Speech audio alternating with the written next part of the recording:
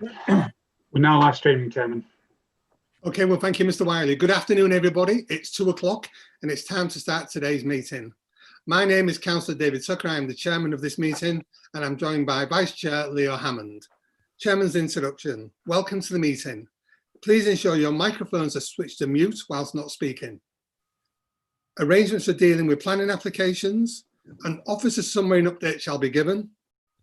Items involving attendance by the public will be dealt with first, and speakers are restricted to 5 minutes, and Mr. Wiley will give you a warning when 30 seconds to remain, or 3 minutes if the application has been referred from an area subcommittee.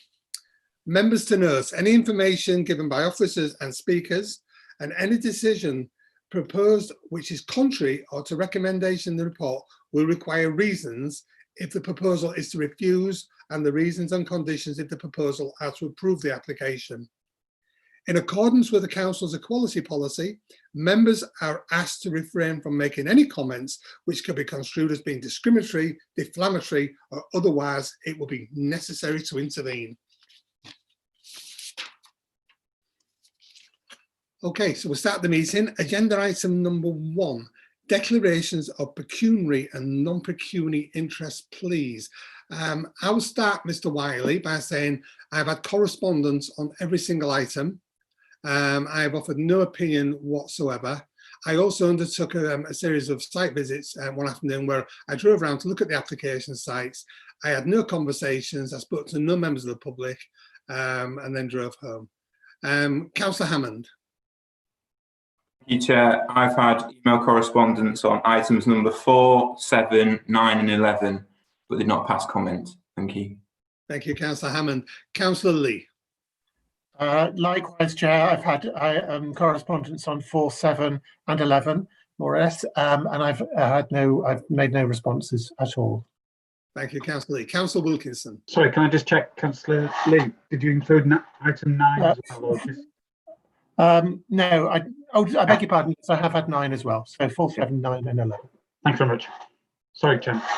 Okay, thank you. Councillor Lee. Sorry, Councillor Steele.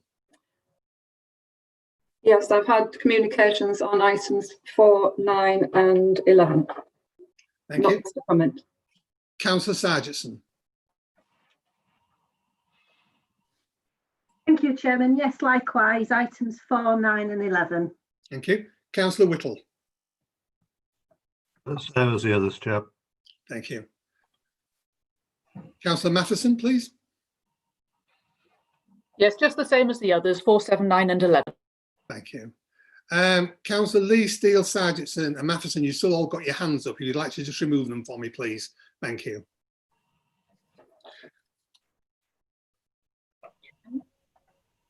Councillor Chadwick, please. Exactly the same, Chairman. 4, 7, 9 and 11. Thank you. Councillor Davison.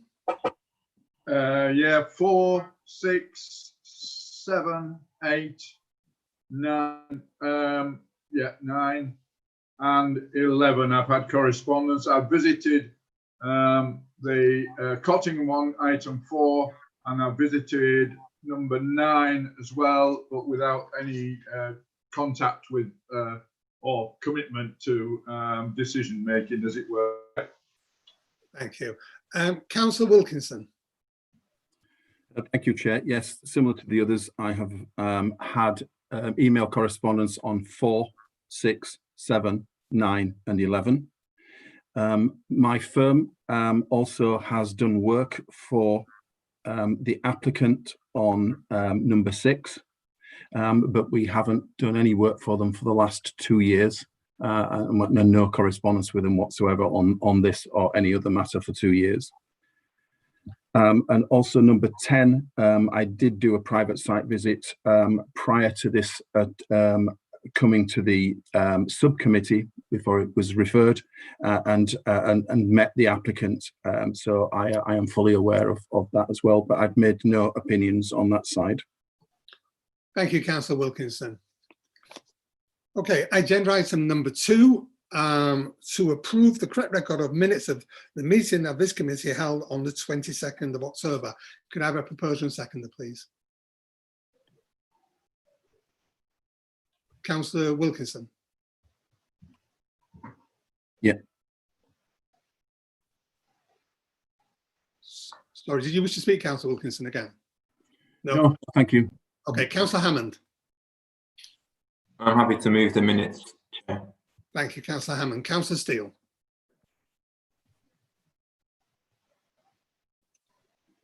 Councillor Steele, you're off mute now. Happy to say second, Chairman. Sorry about that. Thank you very much, Councillor Steele. To receive the minutes of the undermentioned subcommittee, Eastern Area Planning, please. Move, Chairman. Thank you. And second, Chair.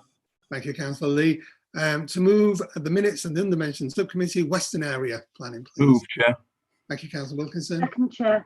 Thank you, Councillor Sargison. Okay, we're now moving on to the agenda. We're going to move to page 16 of your pack, which is for the erection of a veterans village near Cottingham. Are there any updates on this, please? Thank you, Chair. Yes, there is an update on this item. We've received a further 11 letters of objection since the previous meeting. And in addition to the new points that are set out in the bulk text in the planning officer's report, additional points are that the applicants have introduced a shallow swale wetland habitat where a number of new trees have been planted. It appears that these trees will be removed and relocated. This reinforces the concerns about the flooding on the site. Second point is that the development does not support efforts to tackle climate change. Third point is the full perimeter fence will not allow access by surrounding residents for wildlife. Chair, also condition 18 just needs a slight tweak. It needs to be updated to specify that the monitoring report should be submitted in years 1 and 3. Thank you, Chair. Thank you, Mr. Wainwright. We have two speakers. If we could return to the main screen, please. I'd like to start with Miss Richardson. Miss Richardson, can you hear me, please? Yes, I can. We can hear you very clearly. You have 5 minutes and you'll be given a warning by 30 seconds by Mr. Wiley. Please start when you're ready. Okay. Good afternoon. I'd like to remind you that I'm a resident of East Riding and strongly oppose this location for the village. I'm married to an ex-serviceman and we recognise that veterans need more support. But my partner sees this application in the same way as Councillor Padden. He wouldn't want to find out that an area of green space had been destroyed to create a place for him to live. This is a particularly poignant time of year for veterans, but I ask that for this determination, you consider material issues rather than emotive aspects. At the last meeting, Councillor Tucker talked of the benefits of the project outweighing the harm, but there are other sites that would have the benefits without this harm. More evidence of the damage that would be inflicted to this site has come to light, with confirmation that over 1,000 trees would be lost to the East Riding due to the Sky Dome and flood mitigation measure. Their removal would be unforgivable. The East Riding has one of the lowest levels of tree cover in the UK. Earlier this year, the council was offering grants of £5,000 to plant trees, and yet if this application is approved, over 1,000 native trees would be lost to our county. Half the Coronation Road site within East Riding would lose most, if not all, of its trees, while the other half would be built upon for a purpose not specified in planning policy. This is training and rehabilitation, not horticulture. Then there's the local wildlife site. The grassland is of immense significance. And we're talking of a cafe and shop in the most sensitive area where rare orchids and other plants have been found, leading to a loss of the natural integrity of priory meadows. For the applicant to suggest that they would increase biodiversity is offensive. The revised plans include the creation of a new meadow and hedgerow, showing a shocking lack of awareness of the time needed for the development of ecosystems. The existing grassland and hedgerow have taken hundreds of years to develop. The National Planning Policy Framework states that for this reason it's not possible to mitigate for irreplaceable habitats. Yorkshire Wildlife Trust submission refers to this, and states, if the development went ahead, it would not be possible to achieve a net gain in biodiversity.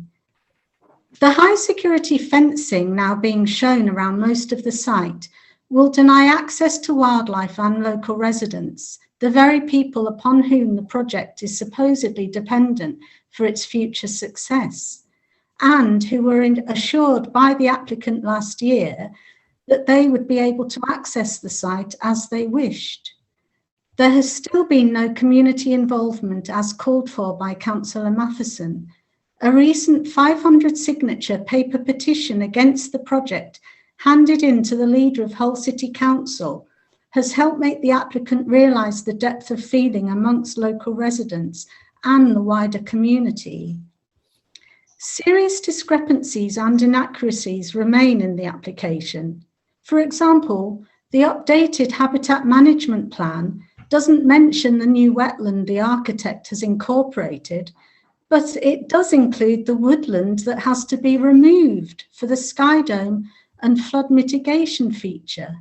Surely councillors can't approve an application when they and the public have been provided with inaccurate information. And then there's the flood risk.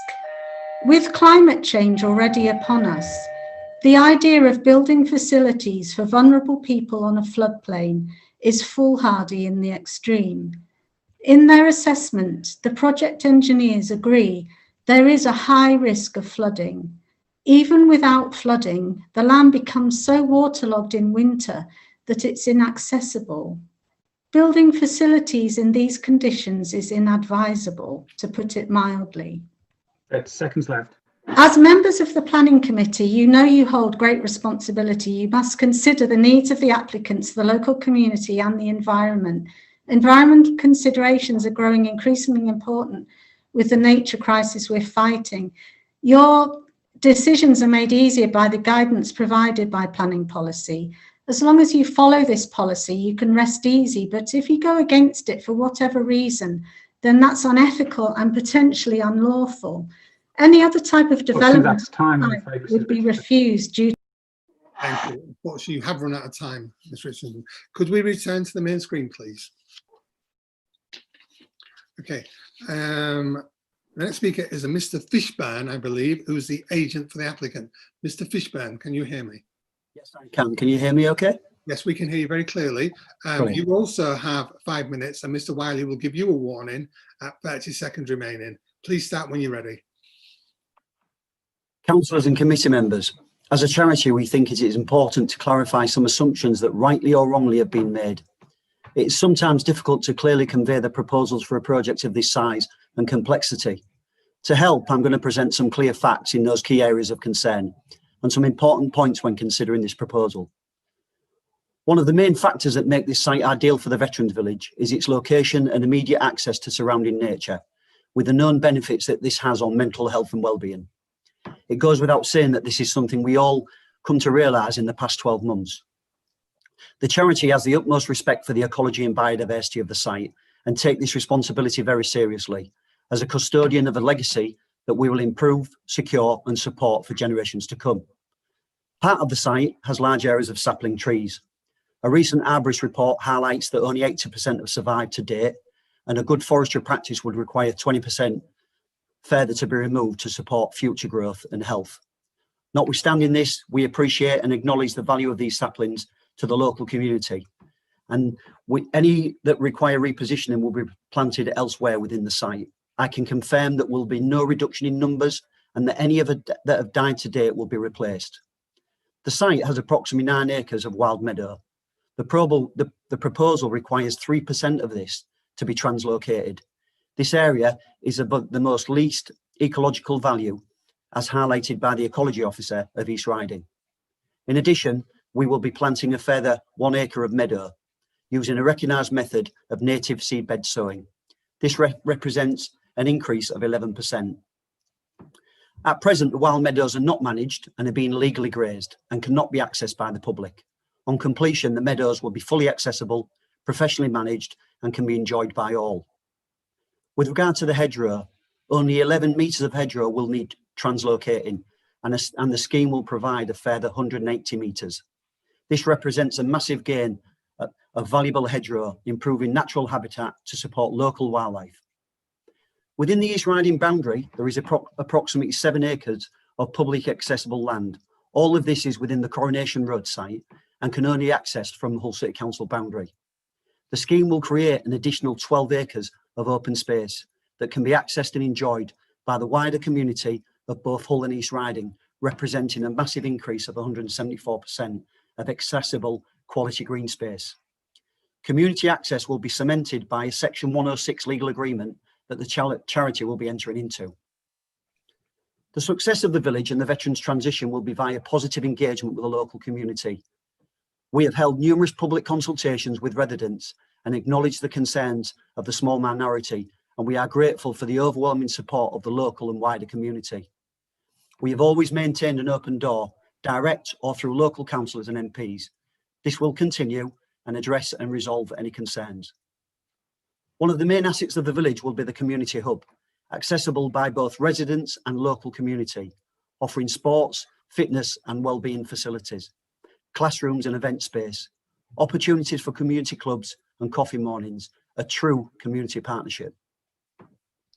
15,000 men and women leave the armed forces every year. There are currently 2.4 million veterans in the UK. 10% of our local population are veterans. 6% of the homeless population have an armed forces background. During the recent pandemic, the charity has maintained support to over 500 veterans and their families in the Hull and East Riding area, and continue to do so. In the past 3 months, the charity has supported over 10 veterans and their families in securing permanent housing. In the first 11 days of this month alone, the charity has supported 5 veterans who have attempted to take their own life. As a veteran and a serving reservist shoulder, I am shocked and saddened by the stats. And as a charity trustee and an East Riding resident, I feel a responsibility and duty to stop the rot and make a difference.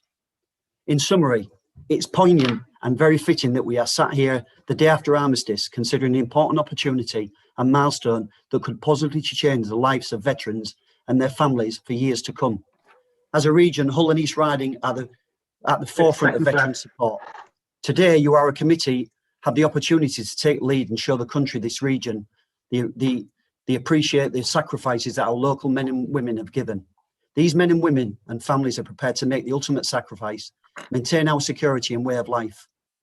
They ask for no recognition or thanks, but society has a duty to acknowledge their sacrifice and provide in their times of need. Therefore, I implore you to make the right decision, support the recommendation of your officers and grant approval. I'm afraid that's time. Lest we forget.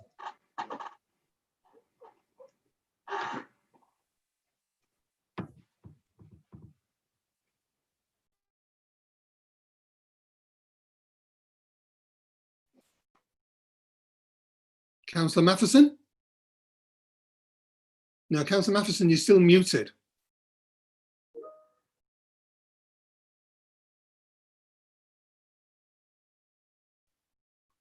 We should be able to hear you now. Sorry, Chairman, I was having some trouble sort of getting between different screens on my computer. It decided it was going to find some things for me that I didn't know were there. Yes, thank you, Chairman.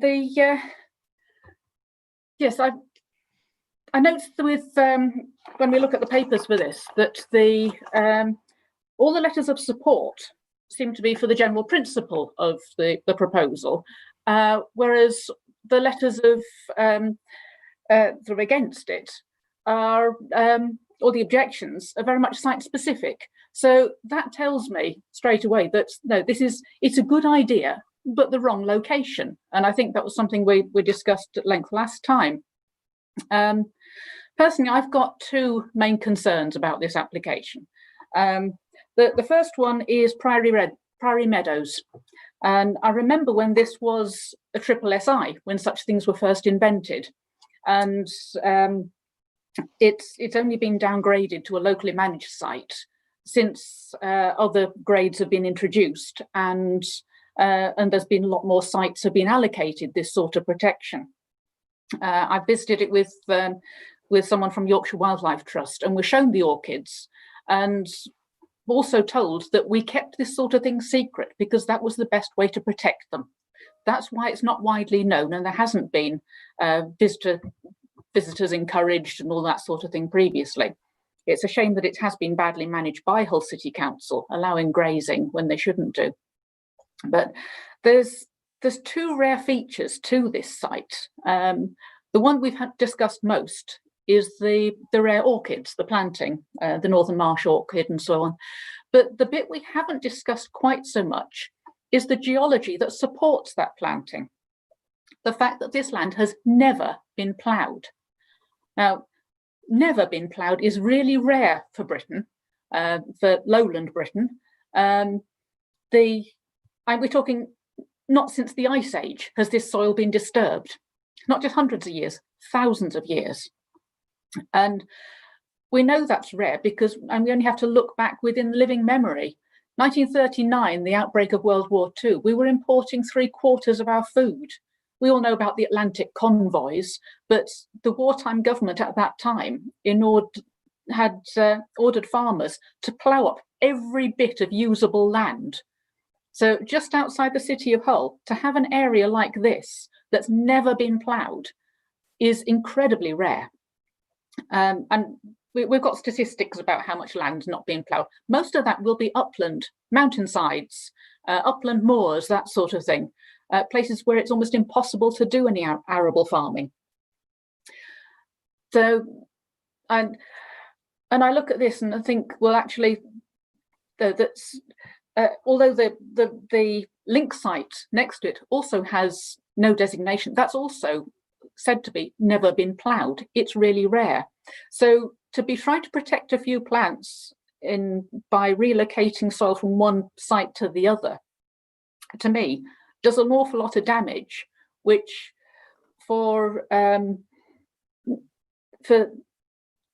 it seems to be an experiment where I really hope we're going to gain more than we lose on this, because reading between the lines, it looks just like an ecologist's experimental playground.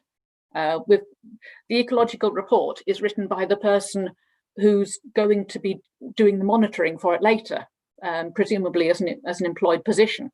So I do need to read between the lines of that one. But the movement of soils, that's for a building. Well, we don't like buildings in open countryside. We don't like buildings in that very sensitive gap between Hull and Cottingham, the strategic open gap, which is protected within the Cottingham Neighbourhood Plan to avoid coalescence of settlements. But I'm still not quite clear what that building is for. So in some things it's called a cafe, in others it's called a visitor centre, or it's a farm shop for selling produce that's grown in the polytunnels. So what is it? And if it's going to be used for one particular reason, then the location and the design needs to reflect that reason. Form should follow function. And I'm getting the impression that this is simply that the applicant wants a prominent building on Priory Road to mark their entrance. And this is an excuse for it. There's a nice roadside structure. If it was a visitor centre, which seems to be the latest version, for helping people enjoy this rare meadow, then you don't need to do it on site. It could be slightly set back to show the importance of that site, not dig part of it up and shove it somewhere else. And I have read the latest management document for the site. It's quite a lengthy document, and some of it's very good. But I have to admit, when I got to the bit that touches my specialist area, it refers to interpretation panels and artworks, and that makes me cringe whenever I see that sort of thing, because there are so many more tools in the interpretation toolbox. And like any job, you need to select the right tools for the job. When you just talk about panels and artworks, it's rather like sending a builder onto a building site with just a hammer and a screwdriver. There's a lot more to it. For interpretation, you need to start with the story, the audience, and the site, and then think how you're going to tell that story and what you then need. So I would ask the applicant, please go to the the Association for Heritage Interpretation, find someone who specialises in environmental interpretation.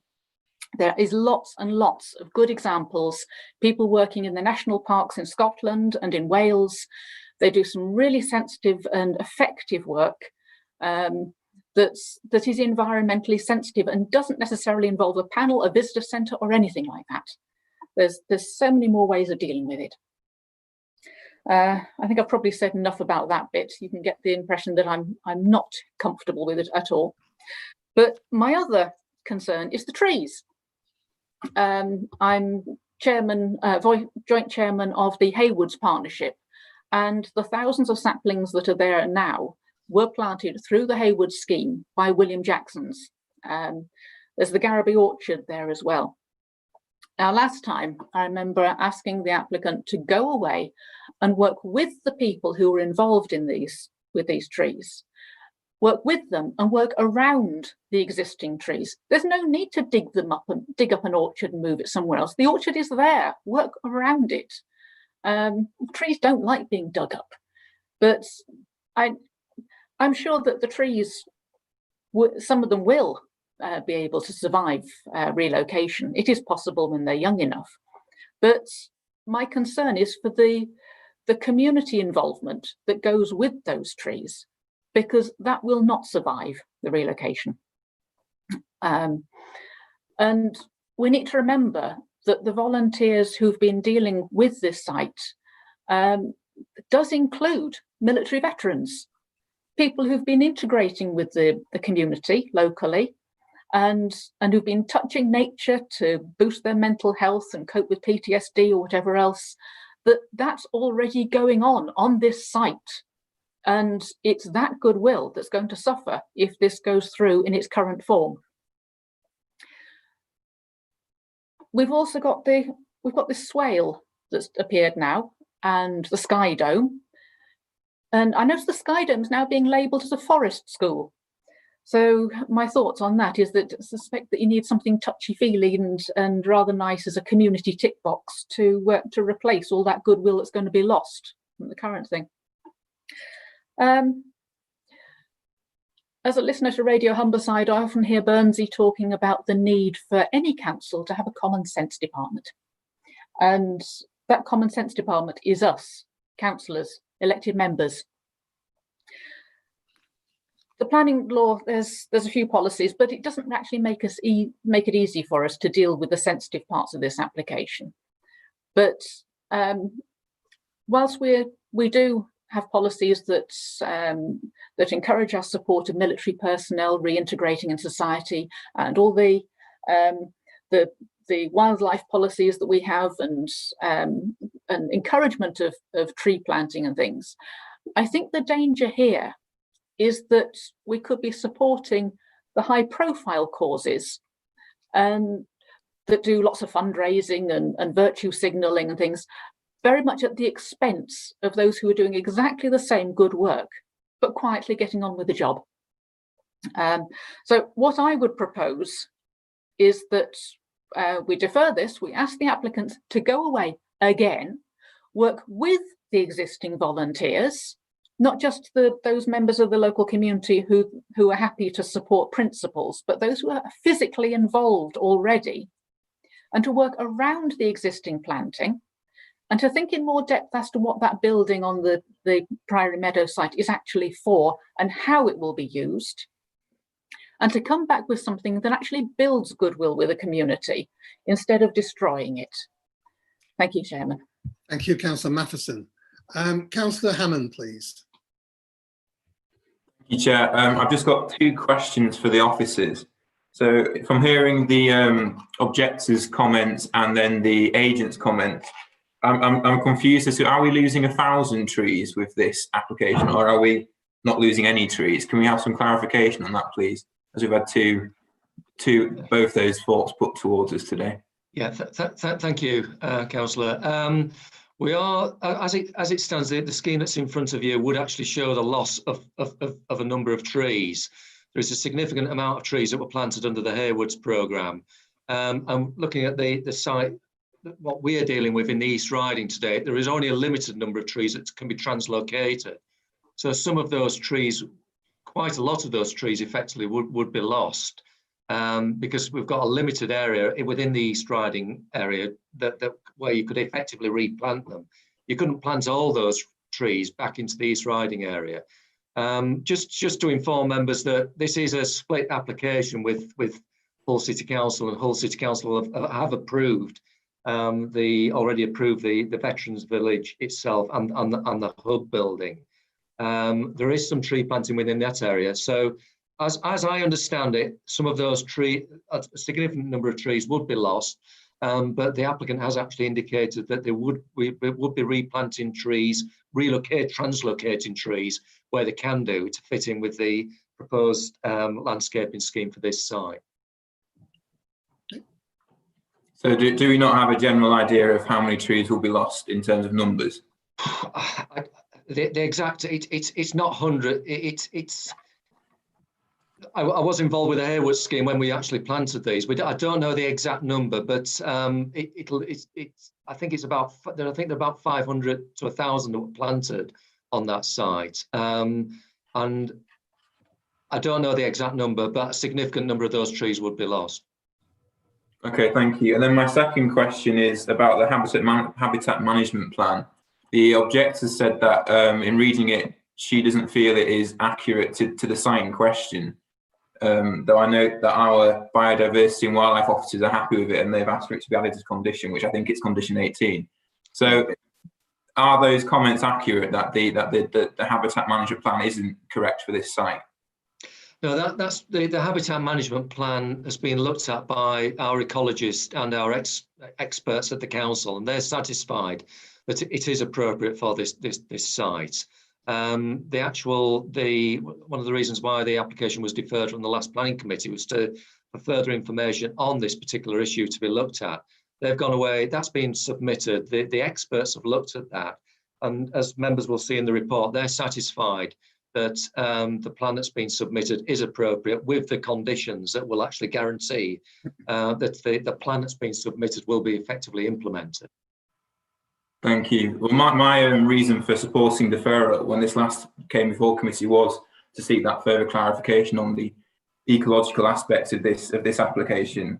And since our wildlife team and our biodiversity team now think this application is fine in terms of ecology and does not harmfully affect the area's local ecology.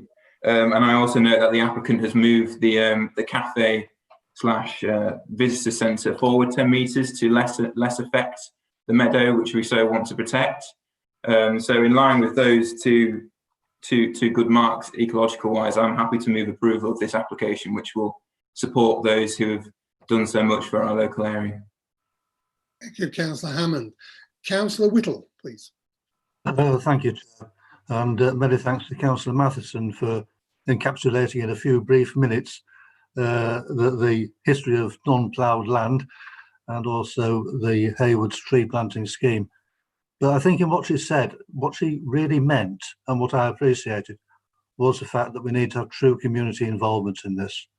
Planting a tree, Chair, can almost be regarded as a spiritual thing, instigating new life into the soil. And that tree benefits not only yourself, but benefits many people for times to come.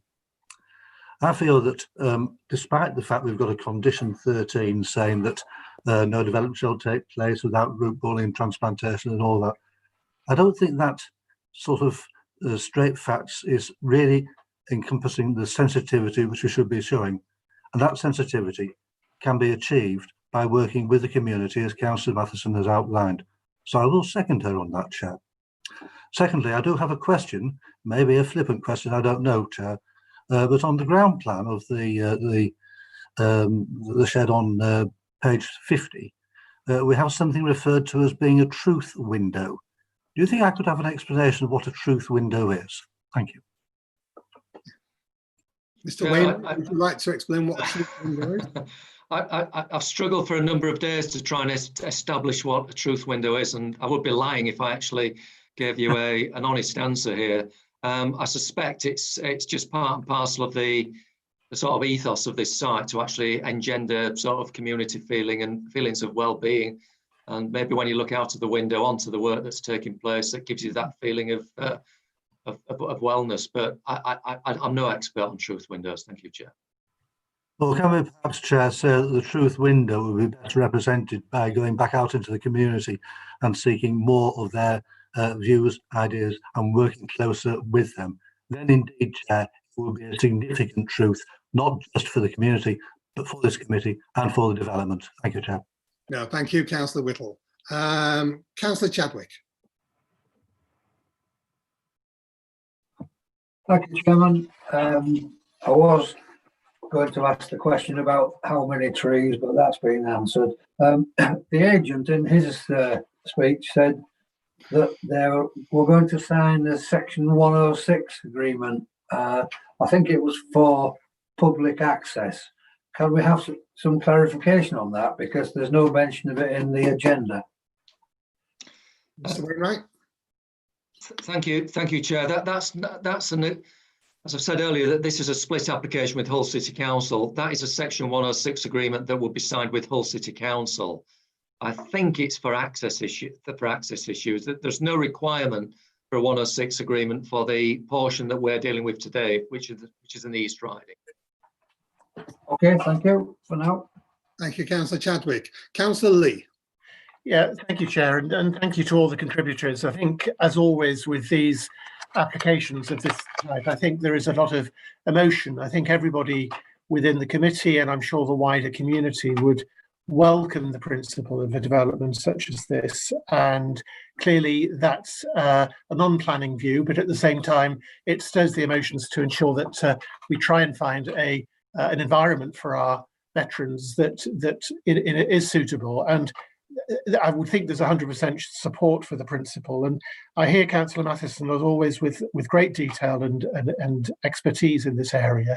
But I also hear the points made by our own team, our officer team, in terms of the effect on the ecology and ensuring that we do the right thing. And clearly the developer, as outlined, is clearly working with the community. I don't think there's any denial, or anybody could deny that, to ensure that the best solution would be put forward.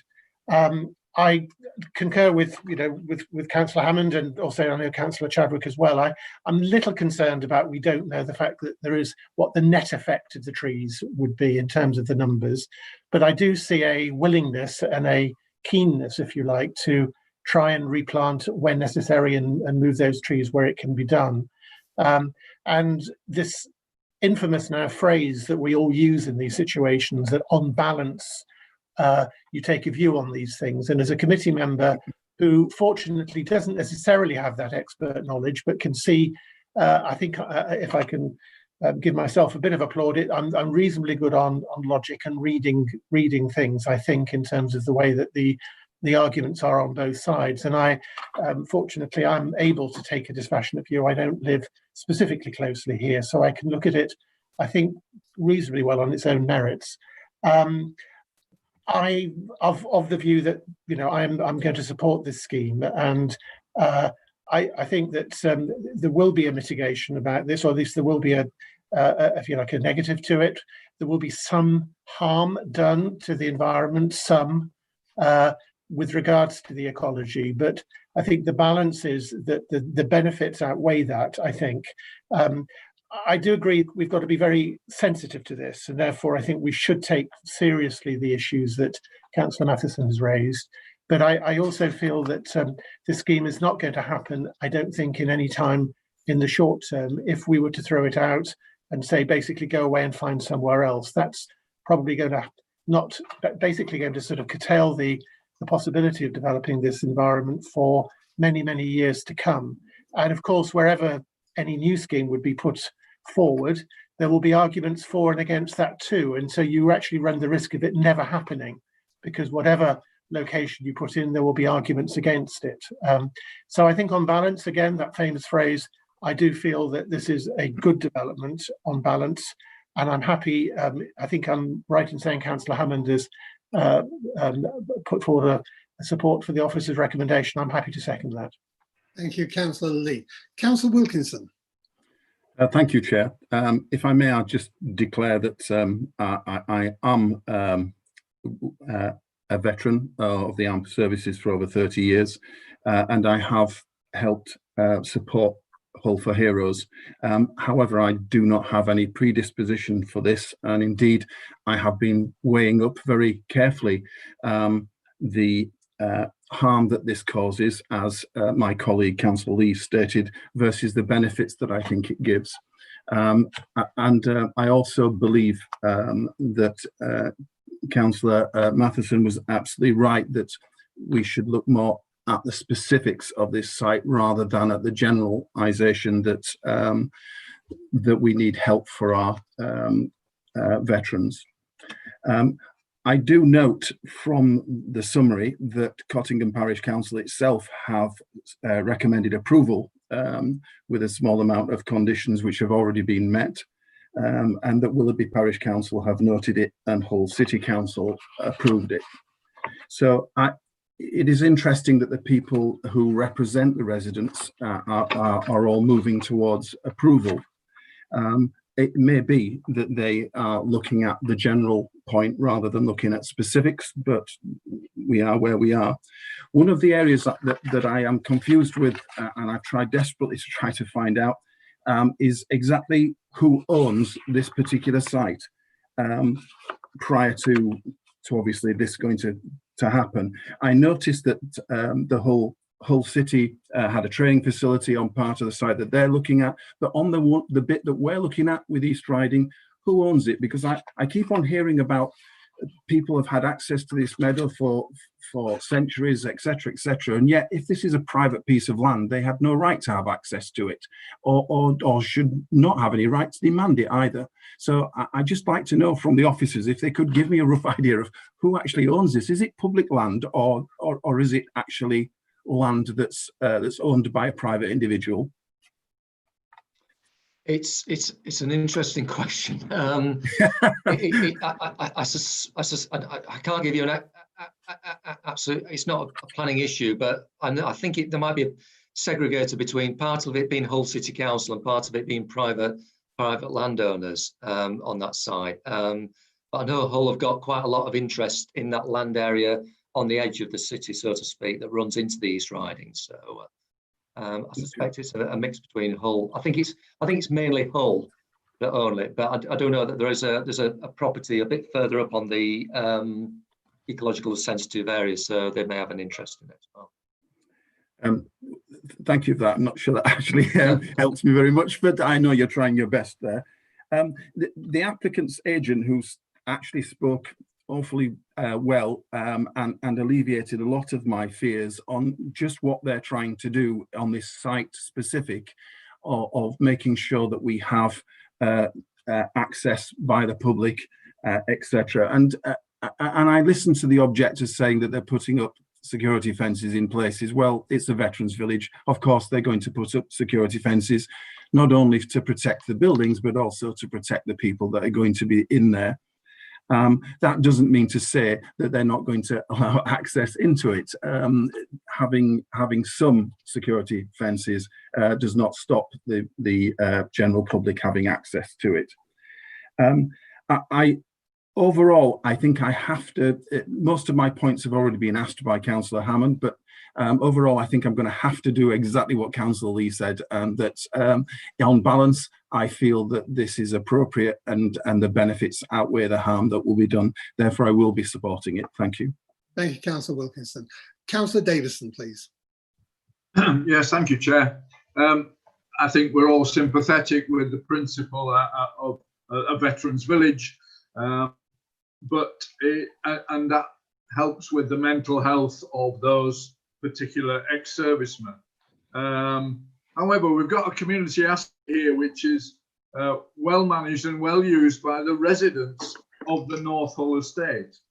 I did visit the other day and I walked around and through, perhaps being prosecuted for walking on private land, but anyway, I walked around and through the woodland and the orchard, and I observed children playing on the football pitch, I've spoken to residents who are passionate about this facility remaining open to the public.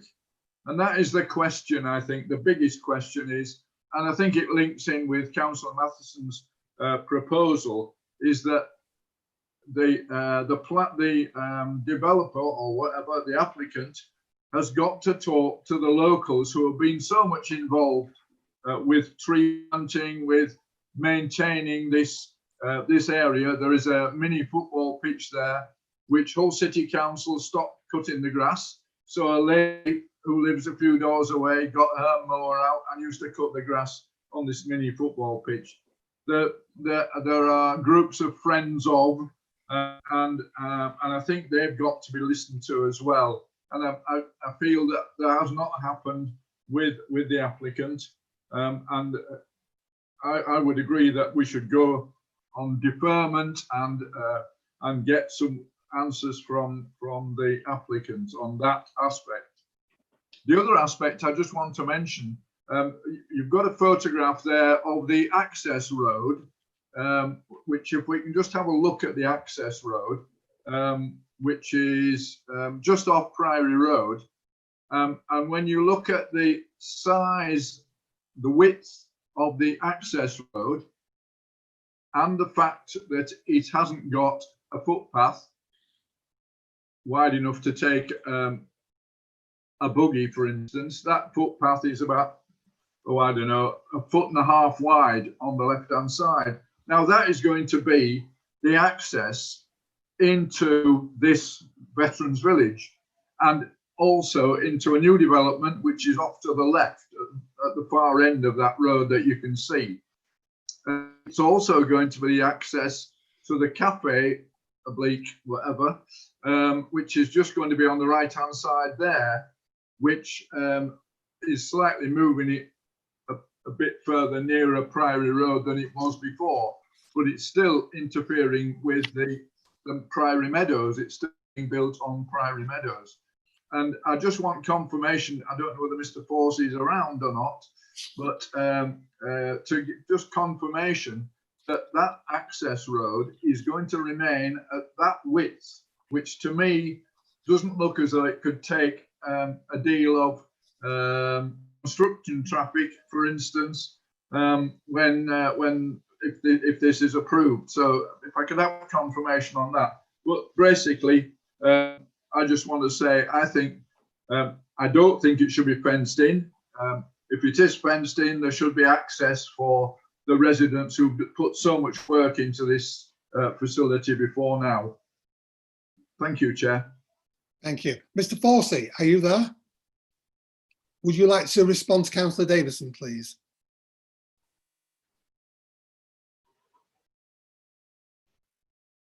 Sorry, Chair, I was just trying to unmute myself.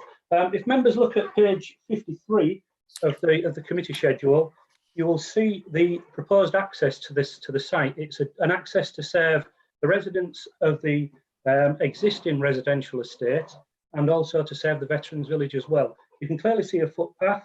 There's a footpath which serves the cafe as well. It will be adopted highway. It will be 5.5 metres wide, which is more than adequate for two-way movement. So we will be looking to adopt this. The existing access that you just saw the photograph of will be getting removed as part of this application, and the verge will be getting reinstated back to footway and verge. The new access is just slightly to the right of that new access as we're looking at now. So from a highway point of view, there is absolutely no problem with this residential estate road serving the residents and the Veterans Village. Thank you, Mr. Forsey. Councillor Davison, does that answer your question? Okay, thank you. Councillor Matheson, I don't know if it's a mistake. I can see your hand up. Now, I know you've already moved deferment and you had quite a long chat with us about your reasons. Do you wish to come back, or is that a mistake? That's not a mistake, Chairman. No, I wish to clarify a point and to make another point. For clarification, page 22 of your papers, at the top, the Hull City Council's ecologist confirms there that the planting was over 6,000 trees, plus the community orchard of 100 trees, allowing for 20% of them to have died or been thinned.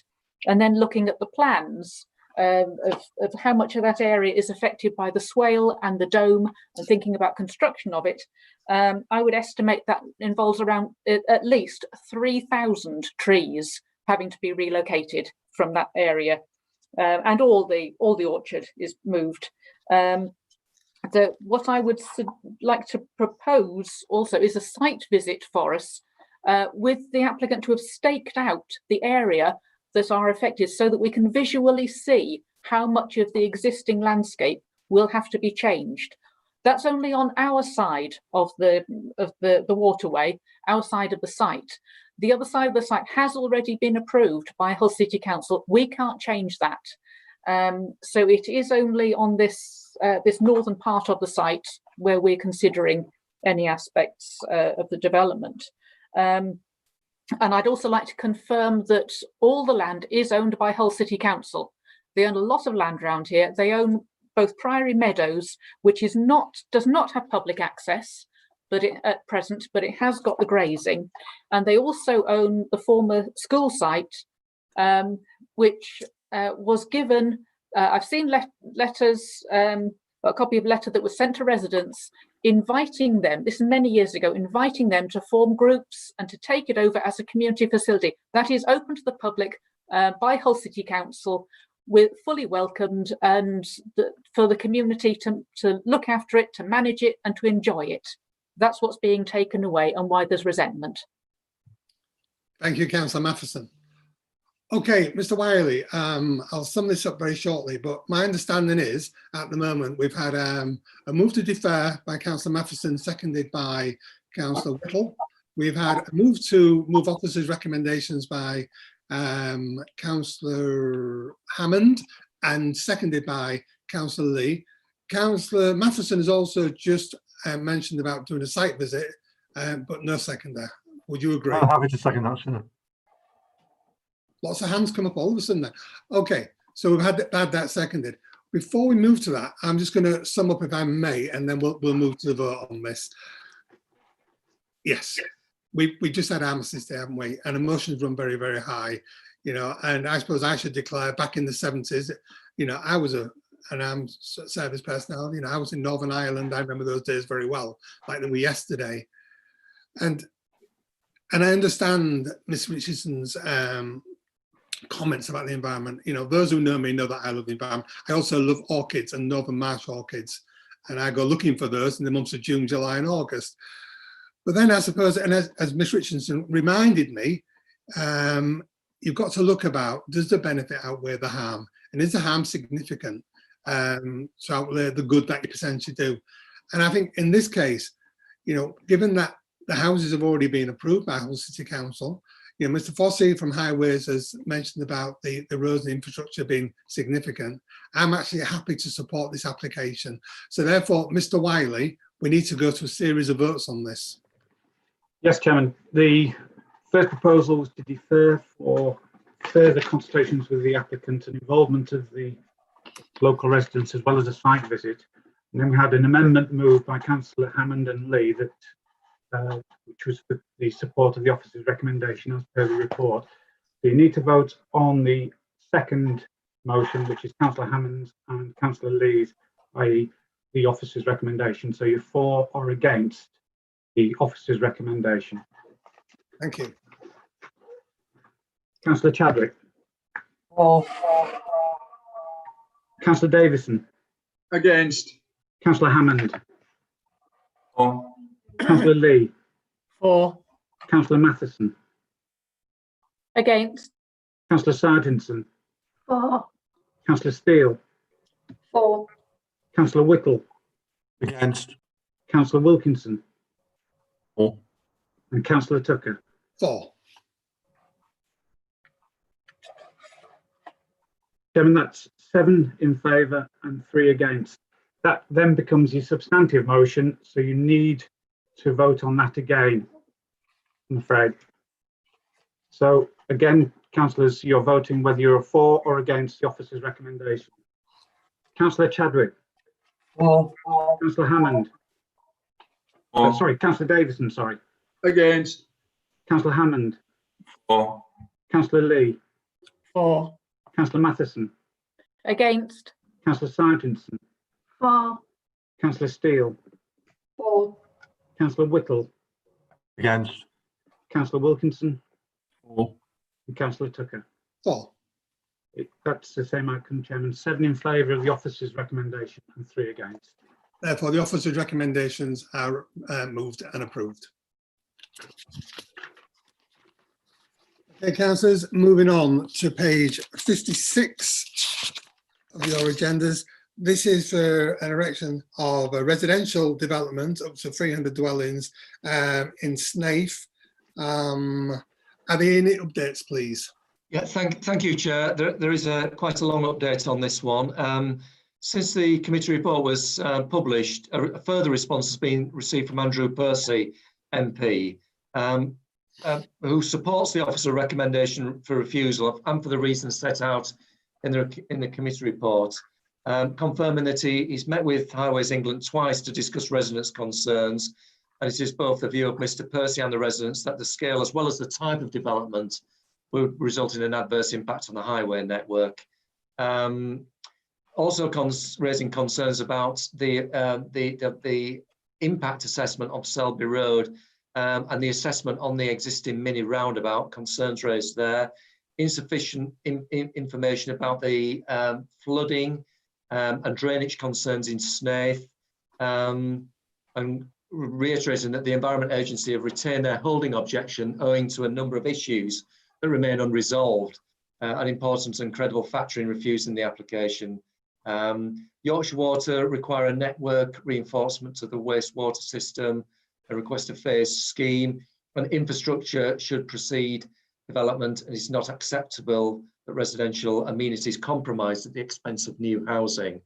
A further response has been received from a Mrs. Cottingham, who's a local resident, on behalf of residents of Snaith and Cowick.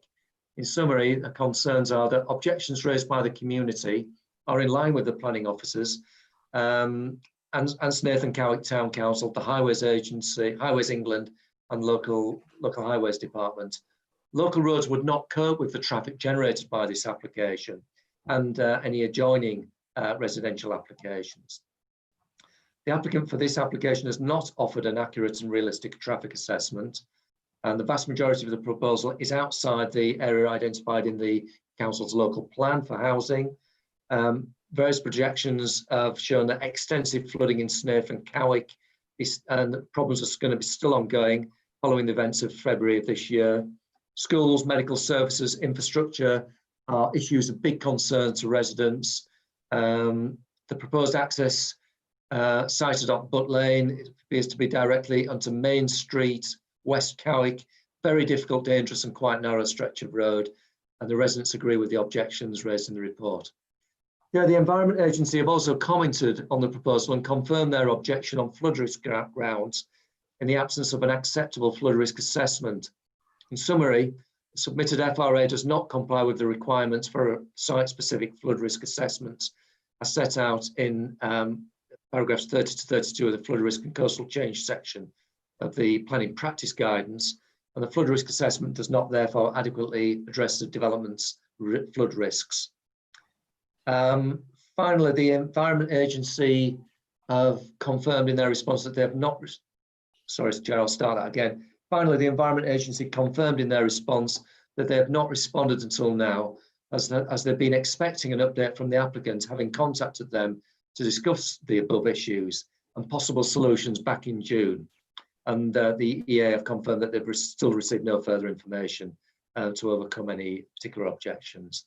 They've also said that if members are minded to approve the application contrary to this advice, the Environment Agency requests that the Council contacts them to allow further discussions and or representations in line with the Town and Country Planning Consultation Directive. Thank you, Chair. That's the update. Thank you, Mr. Wainwright. We have one speaker. We have Councillor Fox. Councillor Fox, can you hear me? I can. Can you hear me?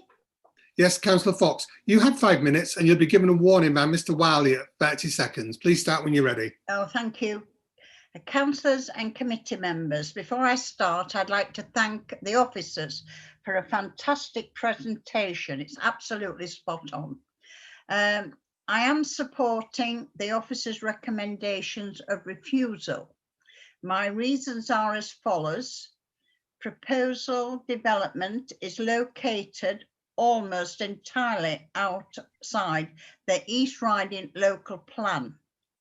East Riding of Yorkshire Council rightly developed a plan that did not include the site, and Snaith and Cowick do not expect it to be developed.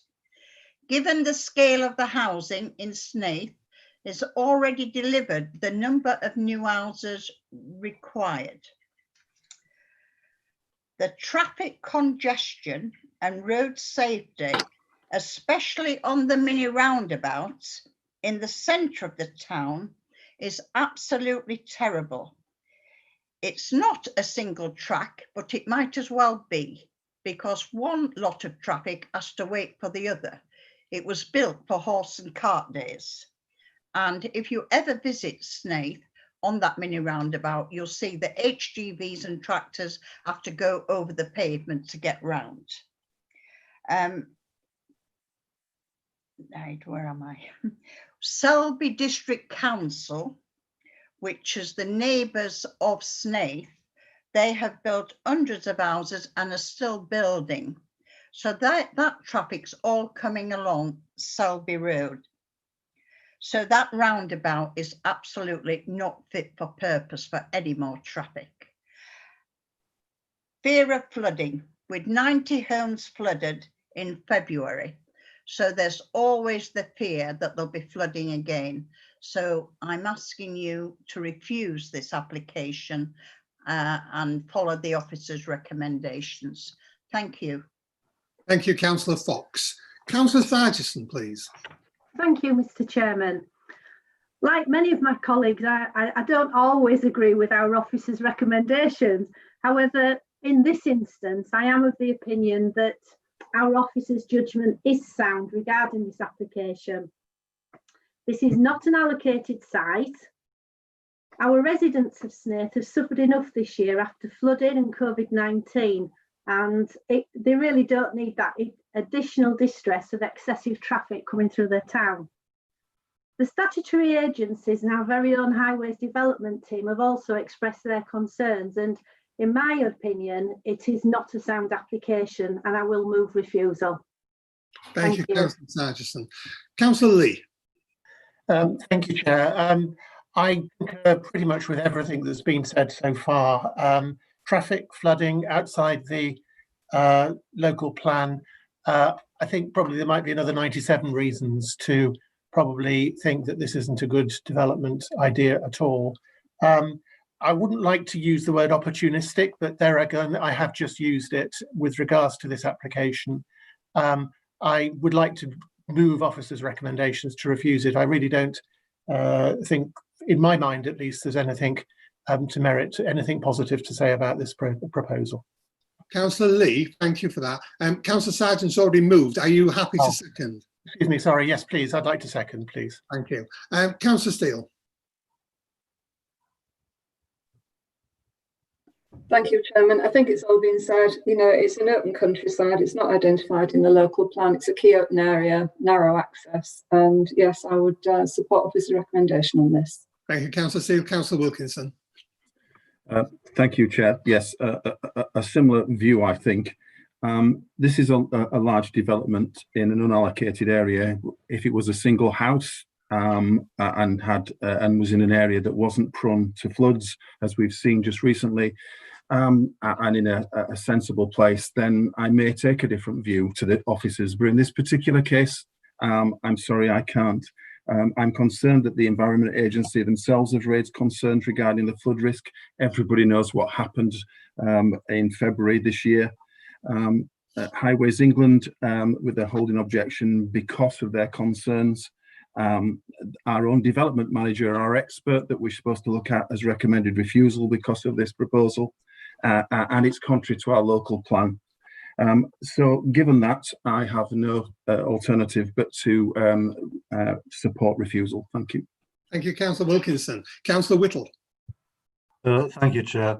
When I first joined this authority and the planning committee all those years ago, one thing was drummed into me, and that was the importance of communities and the avoidance of coalescence of communities. If that was the only reason for refusing this application, Chair, then I would go with that, because it is vitally important that communities are allowed to retain their own individuality and their own feeling of being. I think this is a dreadful speculative application, should be resisted by any means that we can, and I support the officers on this 100%. Thank you, Chair. Thank you, Councillor Whittle. Councillor Chadwick. Thanks, Chairman. Yeah, just following on from Councillor Whittle, policy ENV2 strategy document, protect the character and identity of individual settlements by maintaining physical separation, and policy S4, undeveloped land is not a form of development supported outside of the settlement. So fully agree with previous comments. Thank you. Okay, there are no more speakers, and I've got absolutely nothing to add on this application. So, Mr. Wiley, can we go to the vote, please? It's been moved and seconded. Refusal. Yes, so you're voting for or against that recommendation. Councillor Chadwick. Refusal. Councillor Davidson. For. Yeah. Councillor Hammond. For. Councillor Lee. For refusal. Councillor Matheson. For. Councillor Sargentson. For. Councillor Steele. For. Councillor Whittle. For. Councillor Wilkinson. For. And Councillor Tucker. For. Unanimous, Chairman, for refusal, 10 votes in favour. That application is refused. Okay, if you'd like to turn to page 88, this is for the erection of 67 dwellings, land south of Castle Farm, Main Street, Leconfield. Have you any updates, please? Thank you, Chair. Yes, just a few updates to this one. We've had a further letter of objection received from the occupants of 40 Harthill Avenue, and they've raised concerns that the amendments have not addressed the concerns of residents with regard to flooding and sewage. They've commented that the proposed 2.5-storey houses are still not in keeping with the character of the area, and the introduction of bungalows is simply to appease members, which does not address concerns. They've also suggested refusing until a study can be undertaken regarding infrastructure in the village. The developers also provided a further flood risk and drainage note, which is summarised as follows. They've concluded that overall, the impact on the receiving sewer has been minimised as far as reasonably practical, and the development can be suitably drained so as to meet required standards. The flood risk to the site is acceptable and reasonable, and the proposed development would not increase the flood risk elsewhere. Yorkshire Water and lead local flood authority have considered the proposed fell and surface water drainage strategies for the development and have confirmed they are acceptable. Importantly, Yorkshire Water stated that discharges from the development would not be significant enough to challenge the capacity of the foul sewer. Local planning authorities recommended planning conditions to secure drainage designs. Local planning authority thereby hold all the control in terms of drainage strategy. Excuse me, sorry. The developers are aware of past issues with the drainage infrastructure in Leconfield and understand the concerns of residents in this respect. However, the developments hereby proposed have been evidence to mitigate flood risks to an acceptable extent and ensure the site is suitably drained. Excuse me, sorry, lose my voice. Finally, Chair, in paragraph 7.39, there's a small typo, just to confirm that the proposed mix is now provided as now provided shows to be 11 4-bedroom dwellings, which is 16% of the overall total, 40 3-bed dwellings, which is 60%, and 16 2-bedroom dwellings, which is 24%. Thank you, Chair. Thank you, Mr. Chatfield. We have 3 speakers. I'd like to speak Mr. Murray, who's speaking an objection of the application. Mr. Murray, can you hear me? Yes, I can hear you, Chair. Can you hear me? I can, Mr. Murray. If we can return to the main screen, please, Mr. Wiley, that would be helpful.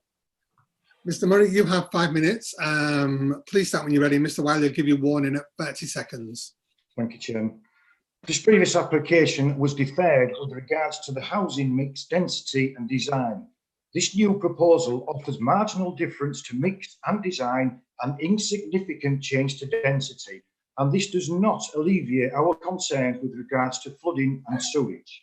The East Riding Local Policy S3 states that Leconfield is identified as a primary village and that any new development will have minimised the risk from climate change, particularly from flooding. How then can this density of housing minimise the risk of flooding, and how do 2.5-storey townhouses and terraced houses blend into a primary village?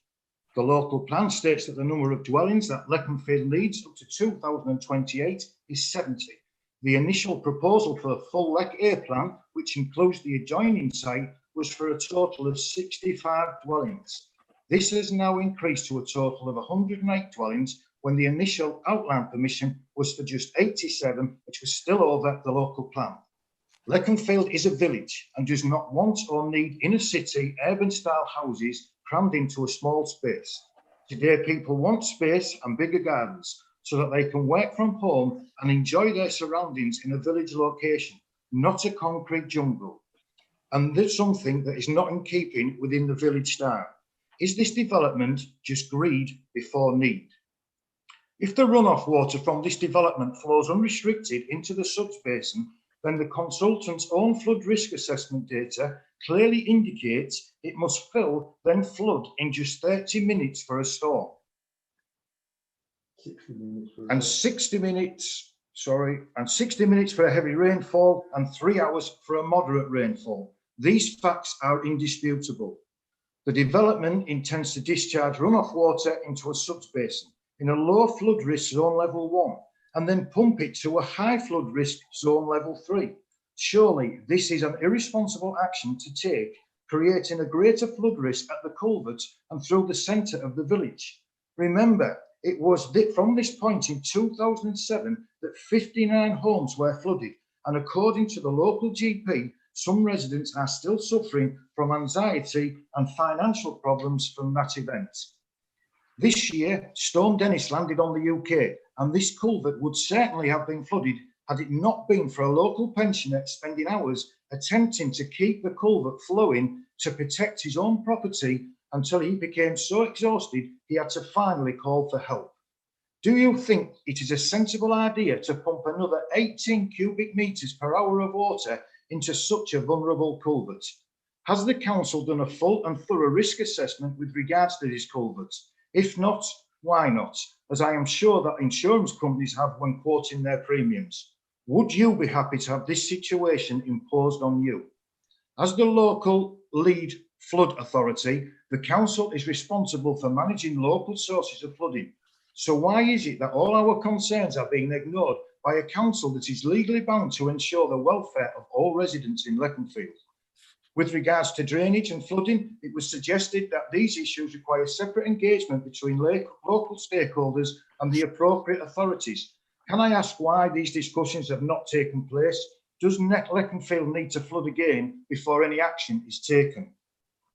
East Riding Yorkshire Council informed us that the sewage system has nothing to do with this application and is the responsibility of Yorkshire Water. Why then is the following statement made in the council's local plan? Support the provision of additional infrastructure, including additional sewage treatment capacity within the Leconfield wastewater treatment works. None of this has ever been done, nor is it planned to be carried out. Again, I ask why. The last 2 houses built in Leconfield had to install a sewage retention system at a cost of £10,000 in order to prevent a repeat backfill of sewage into their properties. Does this developer intend to do the same for these new properties? And why should the existing residents of Leconfield continue to suffer the backup of sewage and associated smells in their properties that will only be made worse by this development, especially with the density of housing?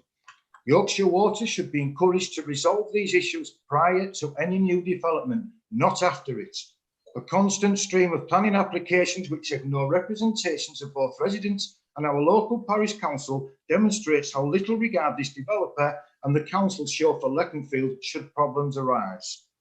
It does not matter if you build 1 house or 500 houses on this land, as the flooding and sewage problems will still be there. Please fix the before building. Thank you, Mr. Murray. We now have Mr. I hope I pronounced this right, Mr. Knoll, the agent, the applicant. That's right, very well. Thank you for the opportunity to address the planning committee today. I hope you can all hear me. We can hear you very well, sir. you have 5 minutes and Mr. Wiley will give you a warning at 30 seconds. Please start when you're ready. Okay, thank you. Members will recall that the application was deferred at the committee meeting on the 1st of October with the request that the proposal was reviewed in light of concern over housing mix and density. We're pleased to present to you today a policy compliant scheme which will positively contribute towards the local community at Leconfield. Since the last committee meeting, we have given careful consideration to all comments made by members. I would like to highlight now how the application before you has changed. Firstly, we have reduced the total number of homes on the site from 69 to 67. This in turn reduces the density of the scheme to 38 dwellings per hectare, a figure which remains in accordance with both national and local policy requirements. In relation to mix, we have halved the number of 4-bedroom properties proposed on the site in favour of smaller 2- and 3-bedroom properties. As your officer's report notes, there is an identified need for smaller 2- and 3-bedroom properties in the area. Of our market homes, 20 are now below the current Help to Buy threshold value, which will enable people on limited budgets to purchase their own homes. We've again responded positively to members' concerns on 3-storey properties that were originally proposed, and I confirm that these have now been removed and replaced with 2.5-storey homes.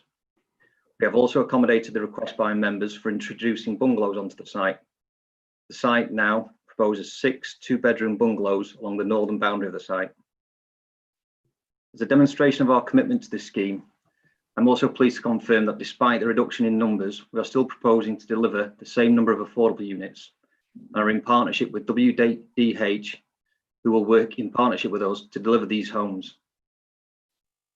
We also remain committed to providing an off-site contribution towards outdoor sports facilities of over £117,000, a 10-year maintenance figure of £55,000, and we also provide an on-site play area, which will create an ecology park within the SUDS area.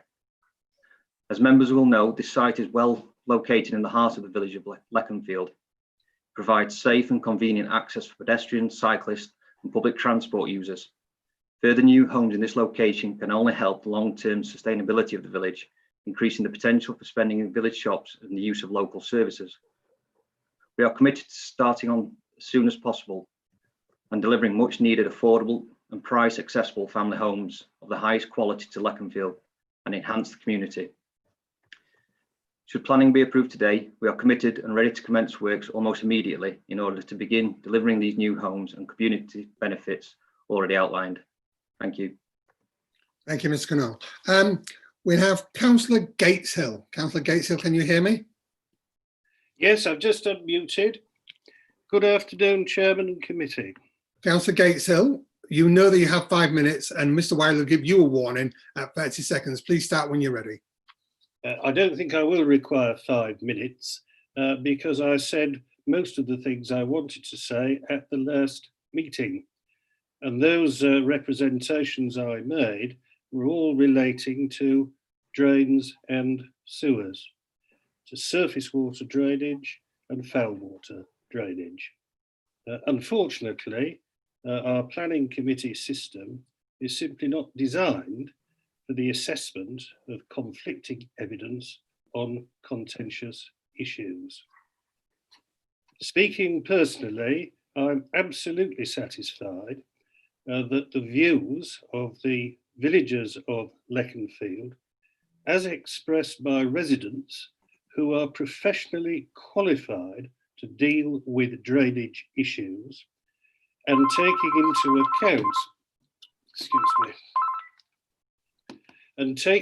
account, the evidence that is available from residents, both as to flooding and as to foul drainage.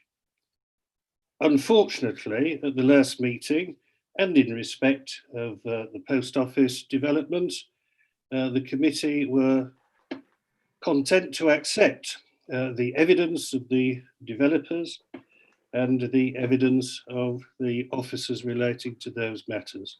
And I don't propose to reopen those issues today. The time will tell whether or not this development will in fact produce greater foul water problems and surface water flooding. I predict that they will, and without new sewerage and without new surface water drainage systems, such as a flood alleviation scheme, the people of Leconfield will in due course suffer. But all I can say to you today is that the more properties are constructed in Leconfield, obviously this can't be contentious, the more pressure there will be upon the drainage systems. Now, of course, at the last meeting, you will recall that Stephen Hunt suggested that there be meetings organised about these problems in Leconfield. I've consulted now with my colleagues and with the parish council and other residents, and we are quite certain that that will be a useful step to take. Would anticipate seeking Stephen Hunt's help to organise proper meetings where these matters can be discussed in detail and where the evidence can actually be assessed and weighed. And I'll be writing to Stephen Hunt about that matter in the very near future. That's all I need to say this afternoon. And indeed, I don't think there's anything I can add in respect of the post office development when that comes up for your consideration. Thank you very much. Thank you, Councillor Gateshill. Well, as I can see no hands up at the moment, people want to speak. I'll just, I'll give you my personal views on this as a member of this committee. When this came before committee prior, well, there was great concerns about the 3-storey houses in the back. And I am encouraged to see that the developer has now reduced that to 2 stories and an attic room, if you like, with a Velux window. But the thing that I've struggled with, councillors and officers, is the thought of causing more harm to a community by the flood risk should that happen. Now, you know, it can be argued that that isn't a planning consideration, but morally, I struggle with that. What I'm reading now in this document is Yorkshire Water on page 93 of the document said the flood risk is acceptable. You know, it then goes on to page 110, 8.3.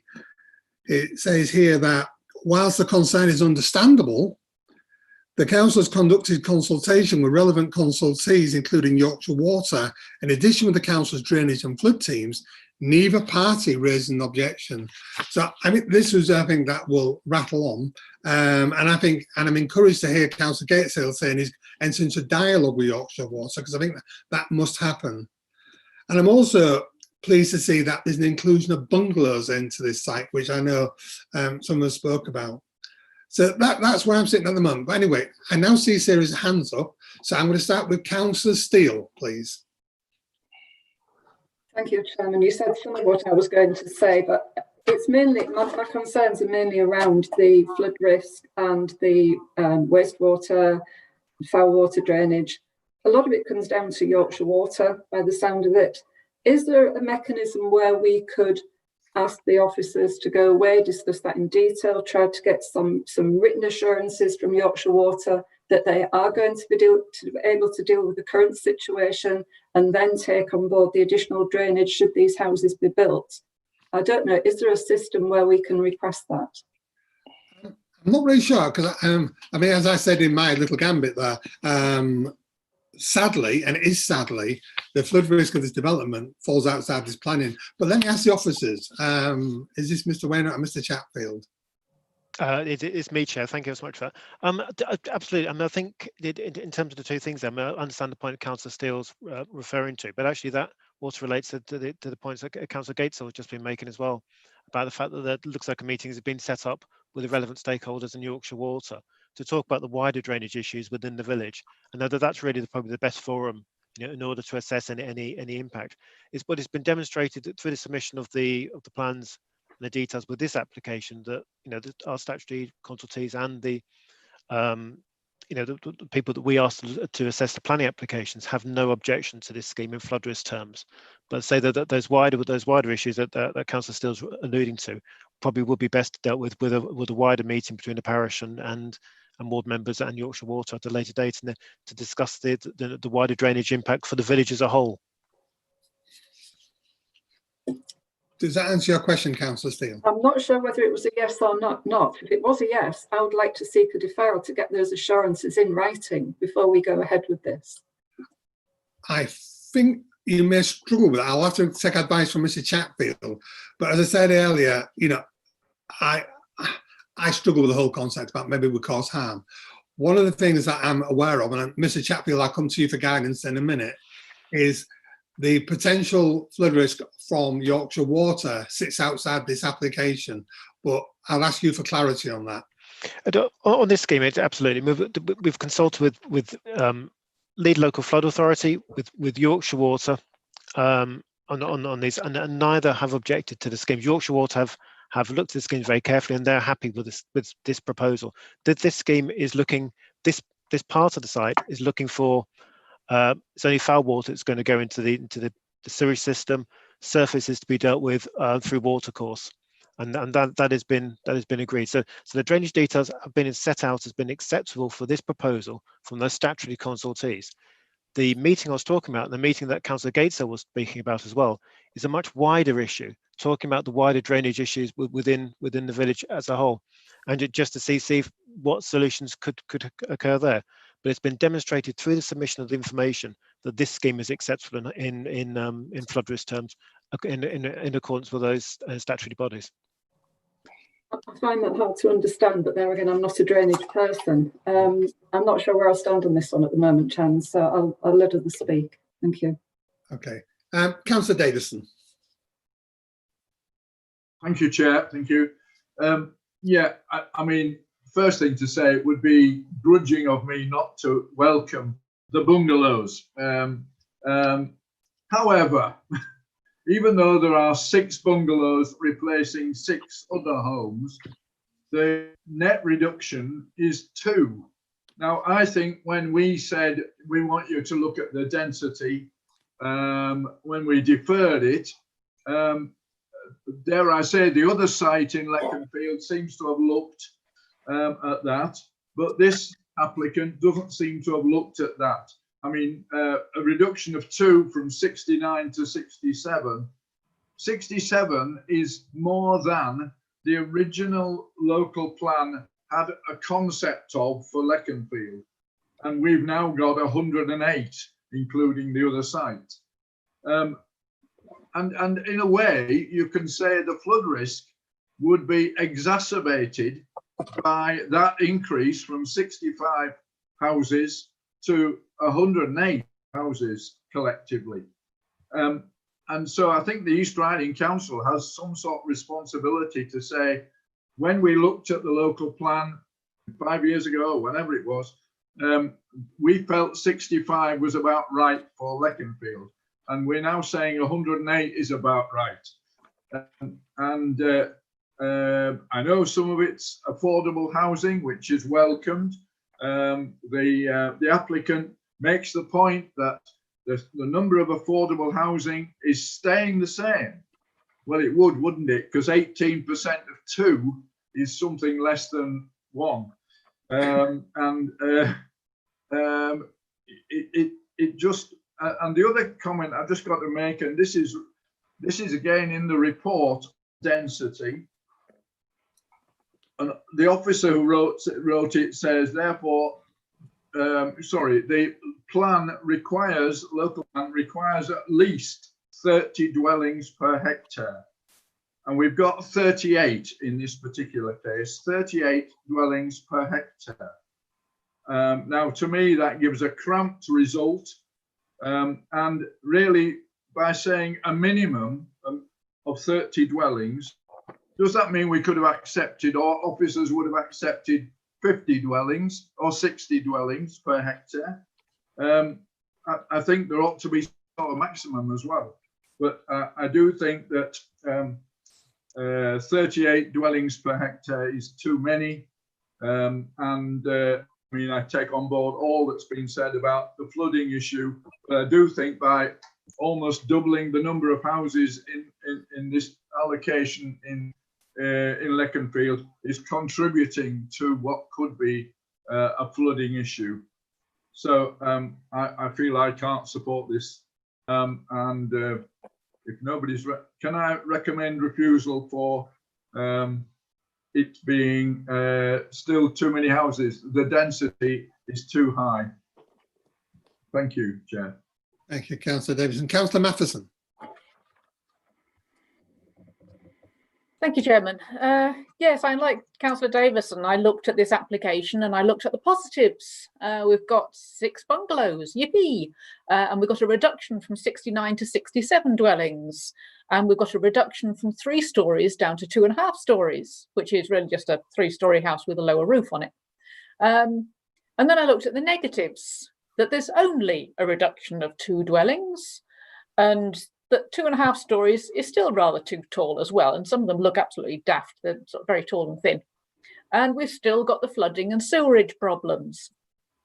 And like Councillor Davison, I remember the making of the local plan from all the fluffy, woolly policies that don't really mean anything much in the first stage, and then the site allocations, and then you suddenly realise what the fluffy documents beforehand actually mean in reality, but it's too late then.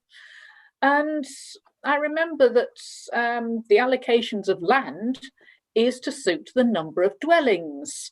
So if the allocation for Leconfield was 65 dwellings, then the amount of land allocated is the amount of land you need for 65 dwellings. Now, if you can put 67 or 69 on this plot, you don't need the other plot. It would never have been allocated. That's the whole point of having numbers before you put in the land allocations. And the minimum 30 dwellings, I can fully understand that. It doesn't have to lead to overdevelopment like this, because a dwelling is not a house.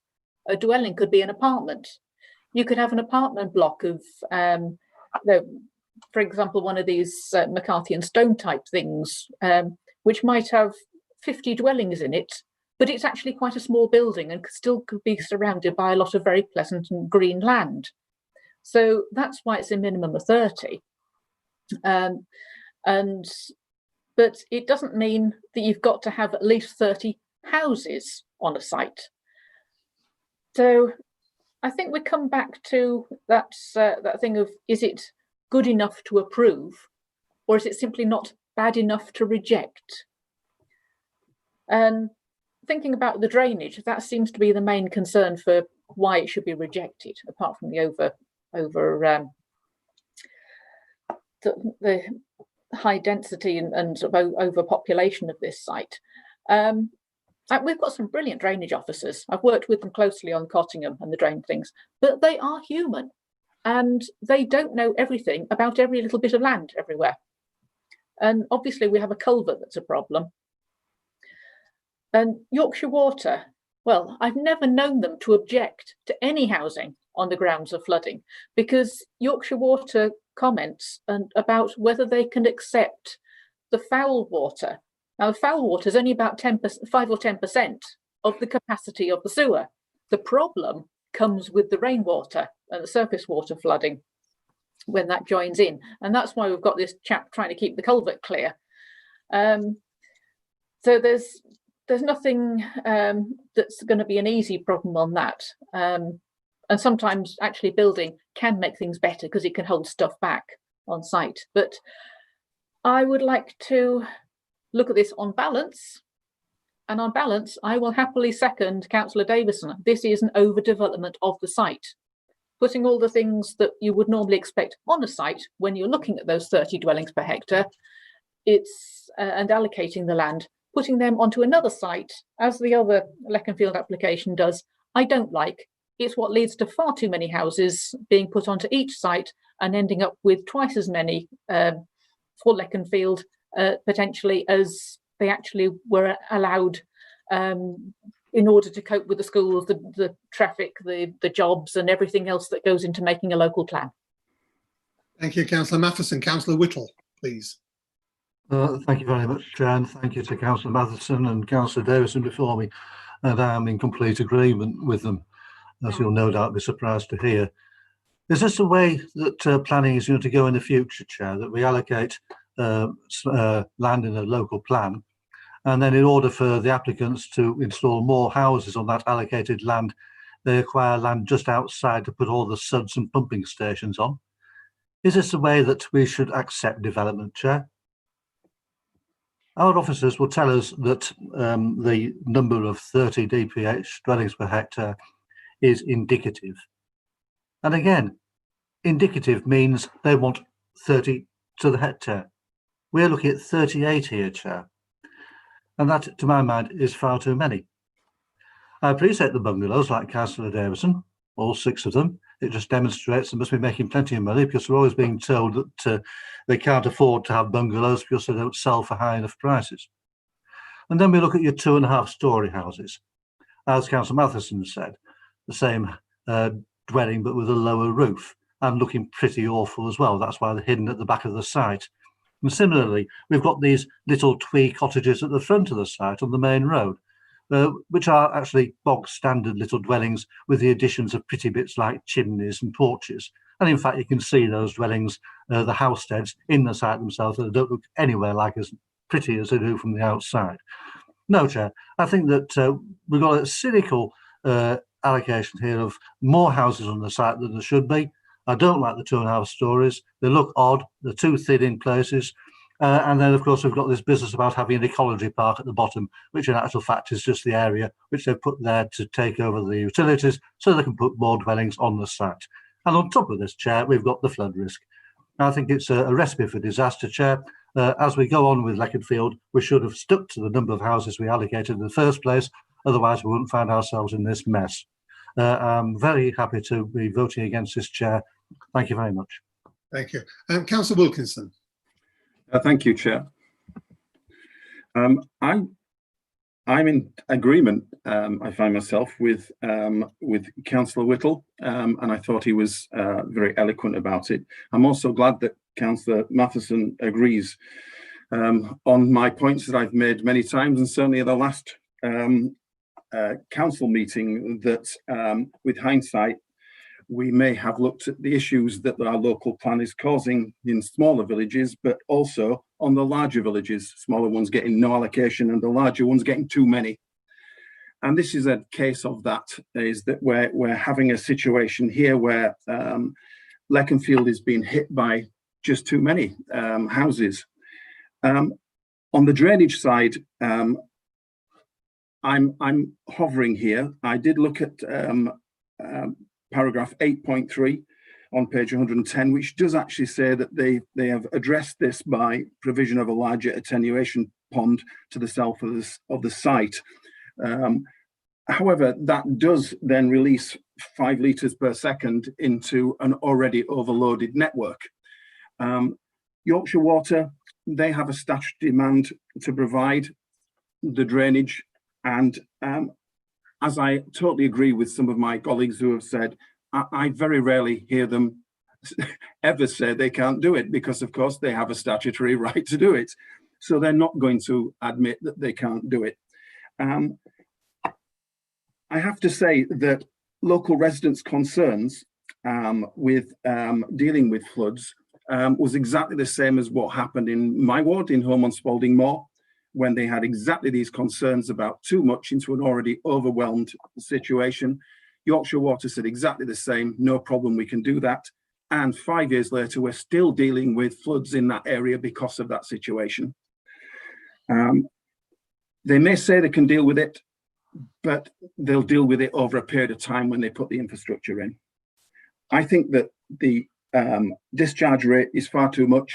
I think that this is dangerous. I think it's overdevelopment, as Councillor Davison said, and I will be voting against it.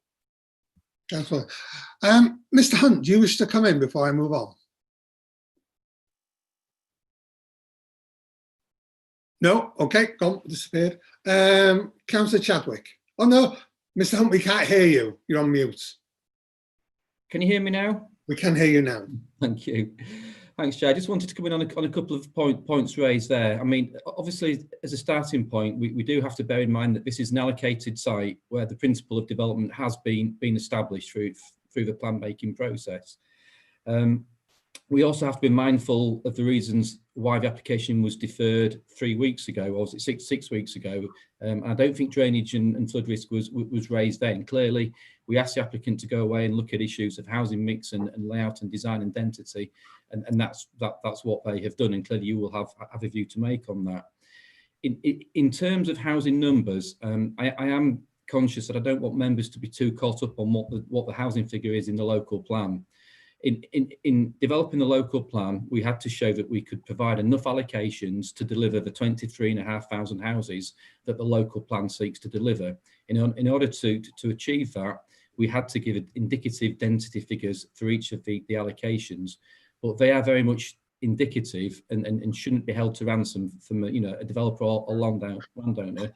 Could provide more or could provide less than those indicative figures, depending upon the site circumstances. They were just general figures to show that we could deliver the housing that's needed in a local plan. In this particular application, we have a dilemma whereby members have quite rightly asked for smaller houses on the site, and the developer has made a lot of changes and come back with smaller house types. But the knock-on effect of that is that it does then up the density. So the product of having a good proportion of 2 and 3 bedroom houses that we have on this site is that the density will therefore be increased.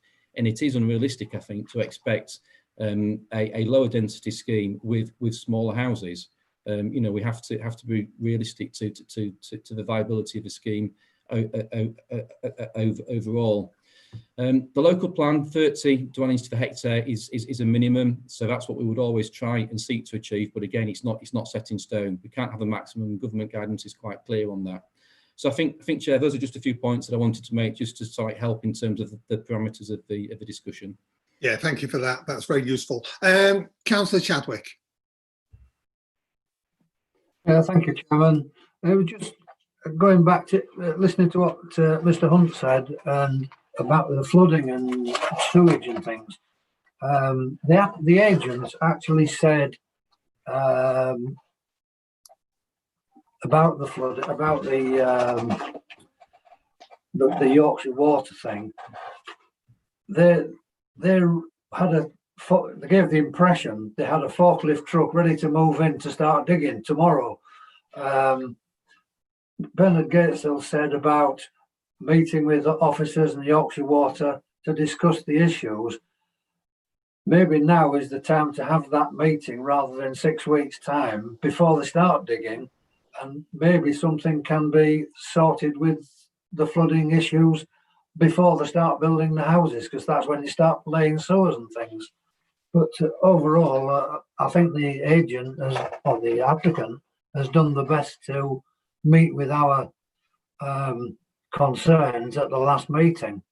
So I'm not sure where I'll go at the minute, but those are just a few comments. Thank you, Councillor Chadwick. Councillor Lee. Thank you, Chair. I'm a bit betwixt and between, I don't mind saying, on this application. I hear clearly, and I was going to make the point, Mr. Hunt actually logically made a very important point about density versus size of house. Clearly, it is clearly logical that housing density is difficult to make a general point on, because it will depend on the housing mix, and therefore for the applicant to go back and make significant changes, and he has made significant changes since the last time this came before us. I think that's hugely to be applauded. I don't think these are small things either. I think he has made some genuinely good improvements on the plan as it was prior, as it was presented to us before. So I'm a bit twixt and between. I, as a layman, and I'm an expert in one or two things, but definitely not in foul water drainage and all things to do with water. Clearly, we have, I think, as a committee, to rely on the expertise of the advice we're given, both by the statutory authorities and indeed by our own planning authority experts. So, and unless we are cynics, we have to accept that if these authorities make the point that the scheme is acceptable in their view, and that the drainage can be achieved without significant effect on flooding, we have to accept that. I mean, obviously people can challenge it. Some people will have more knowledge than I have on these issues, but frankly, I think that's the purpose of this committee, to look at it as lay people rather than, you know, experts in all of the various facets of the development. So I'm sort of, at the moment, if I was going to put a figure on it, I'm sort of 60-40 in favour of this development, because I think clearly the applicant has, I think, done a good job in looking at the concerns that we expressed on the last meeting, and that the drainage issues that have been highlighted in, you know, in the opinion of the authorities and the technical experts that we have, both inside the council and also outside, clearly are saying that there is, if you like, the issue can be sorted. So I'm actually of the view, just to be challenging, that I would like to make a proposal to accept officer's recommendation on this application. It is a balance, as always. There's never very few times when, you know, we can all say there's 100% surety that what we're doing is correct. But I think the balance of probability on this is that I think the alleviation or the points that we were making on the last occasion have been addressed. So I think that genuinely, I would like then to confirm officer's recommendations for a deferral and then delegated approval. Okay, thank you, Councillor Lee. Councillor Hammond. Thank you, Chair. Similar to Councillor Lee, I think in terms of what this committee deferred this application before, when it last came before us, I think the applicant has addressed our concerns and have addressed them well, especially with the inclusion of the 6 bungalows and the reduction of the 3-storey houses. I completely understand the concerns of local residents and the parish council in regards to the sewer network and sewer system. I can definitely say from experience of myself in my own ward, I understand that, and the frustration that Yorkshire Water don't take proper responsibility for their system, in my opinion, which I think Councillor Wilkinson said too. But can I just ask officers, in terms of planning law, do we have any grounds to refuse this application in the terms of sewer incapacity when the expert on the sewer system has said that they have capacity? If I can come in there, Jay, I think, councillors, it would be extremely difficult to defend an appeal on that basis. And on this scheme, particularly on this scheme, where you're looking at it's only the foul water that's going from this scheme into the sewer. The surface water is discharged to watercourse. So yes, my view as officer on this, it would be extremely difficult to defend that reason for refusal. Does that help, Councillor? I thought that would be the case, which is very frustrating. And it'd be nice if Yorkshire Water did take more responsibility for their sewer system. So in light of that, and in light of that, I think in terms of what the applicant can control, I think they have met us on what we wanted and why we deferred it at the last committee. I'll second Councillor Lee's motion for officer's recommendation. Yeah. Okay, thank you. Councillor Matheson, do you wish to add something further? Yes, Chairman, I'd just like to present a couple of interesting statistics. As Mr. Hunt told us, it was the target of 23,500 houses over the plan. If you look at the ratio of this, apply the ratios for this settlement with the allocation of 65 houses, but what we have before us today is 108. Taking that level of increase across the 23,500, you end up with nearly 40,000, which is a heck of a lot. And when you add to it the windfall sites that we're also getting, and that virtually every site, every application that comes to us has far more housing put forward than was ever on the allocation, we're getting an awful lot more houses coming through altogether, with the resulting pressure on our schools, doctors, dentists, highways, jobs, everything else that goes with it. The other interesting statistic is that Yorkshire Water's definition of success or failure is whether they can cope with a 1 in 30 year event, flood event. The insurance industry and the rest of the world works on a 1 in 70%. So there is, sorry, 1 in 70 years. So there's quite a difference between what we expect as residents and what Yorkshire Water feel obliged to supply. And it's that gap between the difference that causes a lot of the problems. Thank you, Councillor Matheson, as always. Well, Councillor Davidson, have you put your hand up again? Yes, I have it. Just to explain about, just before you put the voting in action, if you like. Well, I'd like to sum up first, but yes, I will do. Well, can I make the point before? Yes, you can, councillor. Yeah, okay, just to say that my proposal to refuse, it would seem, judging from the last item that we dealt with, that the amendment, which was a direct negative, was not, sorry, Councillor Lee's proposal of accepting is a negative and therefore isn't an amendment. Therefore, I would say that my proposal should be put first and his should be put second. Well, Chairman, I'll leave that to our democratic services. I think John might. Chairman, if you would, I was going to give you the advice when you finish your summing up. So. Yeah, we'll come back to that. Right, Councillor Wilkinson, is your hand up? Yes, I do apologise. It should be a very quick one, Chairman. It was just that I noticed that we were kind of confusing discharge of sewage water into Yorkshire Water's system to the actual surface water, which is the one I was talking about. The surface water is the issue at 5 litres per second into an already overloaded system. And it's that will cause the problem when we have large rains or anything like that. It will cause a major problem. And that's the area I'm bothered about. However, I do take on board exactly what the officer said, that we didn't use that for the deferral last time, albeit it was raised very strongly by Councillor Gateskill and a few others on this system. So I'm not sure why it didn't go forward for them to look at, but it didn't, and therefore I understand that, and thank you for explaining that. Okay, thank you, Councillor Wilkinson. Right, lastly, before I close this debate down, Councillor Steele. Thank you, Chair. I just wanted to come back because I should have mentioned before, I've done a disservice to the applicant because it did come back with amended plans that were much more acceptable in terms of the housing mix. And if there is going to be some discussions with Yorkshire Water around this drainage problem, then I may be of a mind to support the application, but I would hope that Yorkshire Water do take it on board seriously and do something about the problems in the village. Thank you. Okay, councillors. We get applications before us that cause a great deal of debate, and this is clearly one of those.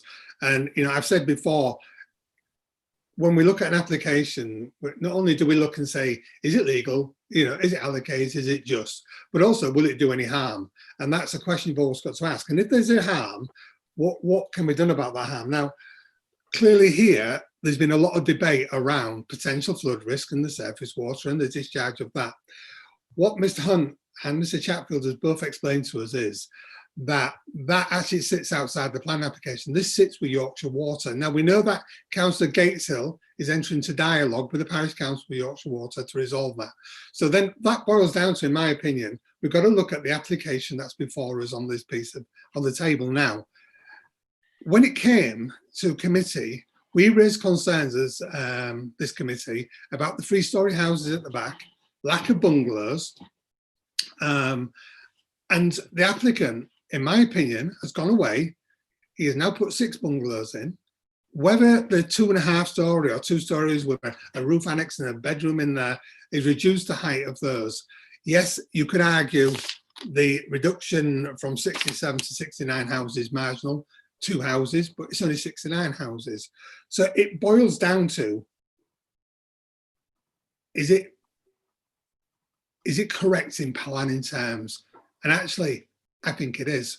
So therefore, I will support this application. So Mr. Wiley, we've had a lot of discussion around this, and I'm going to leave this one for you to sort out. Who votes first? Yes, Chair. You've had, the first proposal was by Councillor Davison and seconded by Councillor Matheson, which was refusal of the application on the basis that the density is too high and therefore overdevelopment of the site. There was a further motion proposed, which was the officer's recommendation in the report. Because that's a direct negative of the current motion, you need to deal with the refusal element first. So councillors will be voting for or against refusal. Just might need to defer to the planning officers just for them to verify the reasons given in that proposal.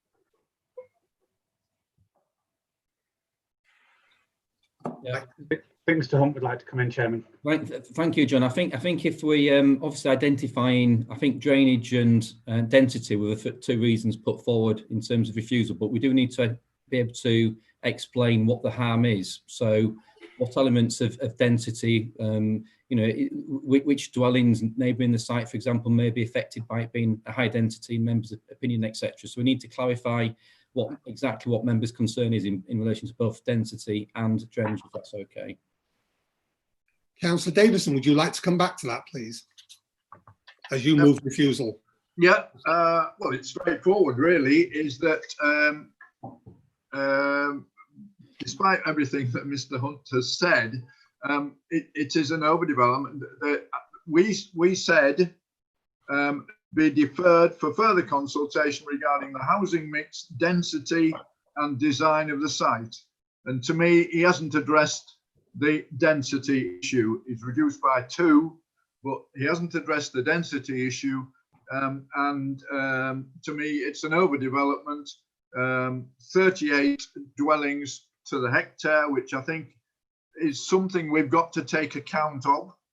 I think, as Councillor Whittle said, by taking out the SUDs and the ecology part out of the site, then he's able to build 38 dwellings in there, which I feel is an overdevelopment.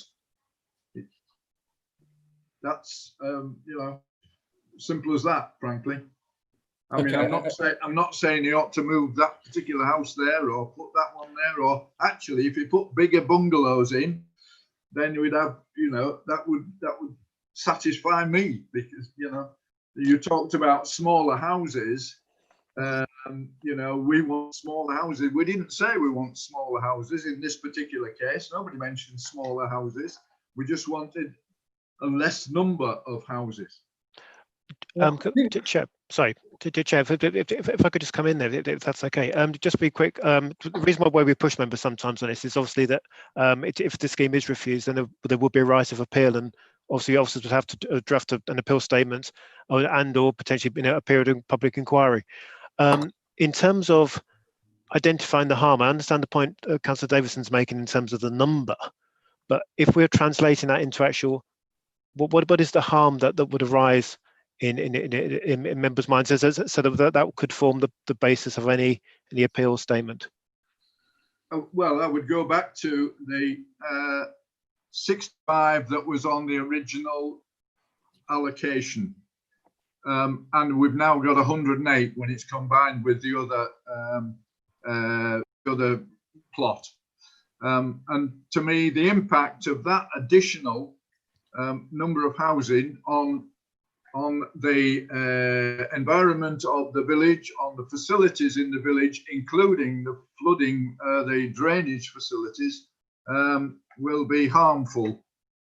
The only thing I'd question that one, Councillor Davison, and I try as a chair to be supportive of all points of view, is you've got 2 different developers, and clubbing them both together, we have to deal with applications separately.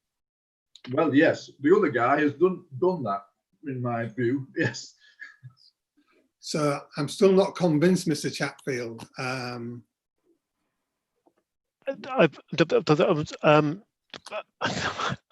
it's difficult, Chair. Sorry. But I'm not clear. Again, I don't think I'm necessarily clear as to what the harm is. I understand the point in terms of numbers, but if you're translating that into harm in terms of the if you're saying it's an overdevelopment of the site, the overdevelopment has to result in a particular problem with it, and that could either be in terms of neighbour amenity issues, it can be in terms of the access issues, for example, or any of those kind of things.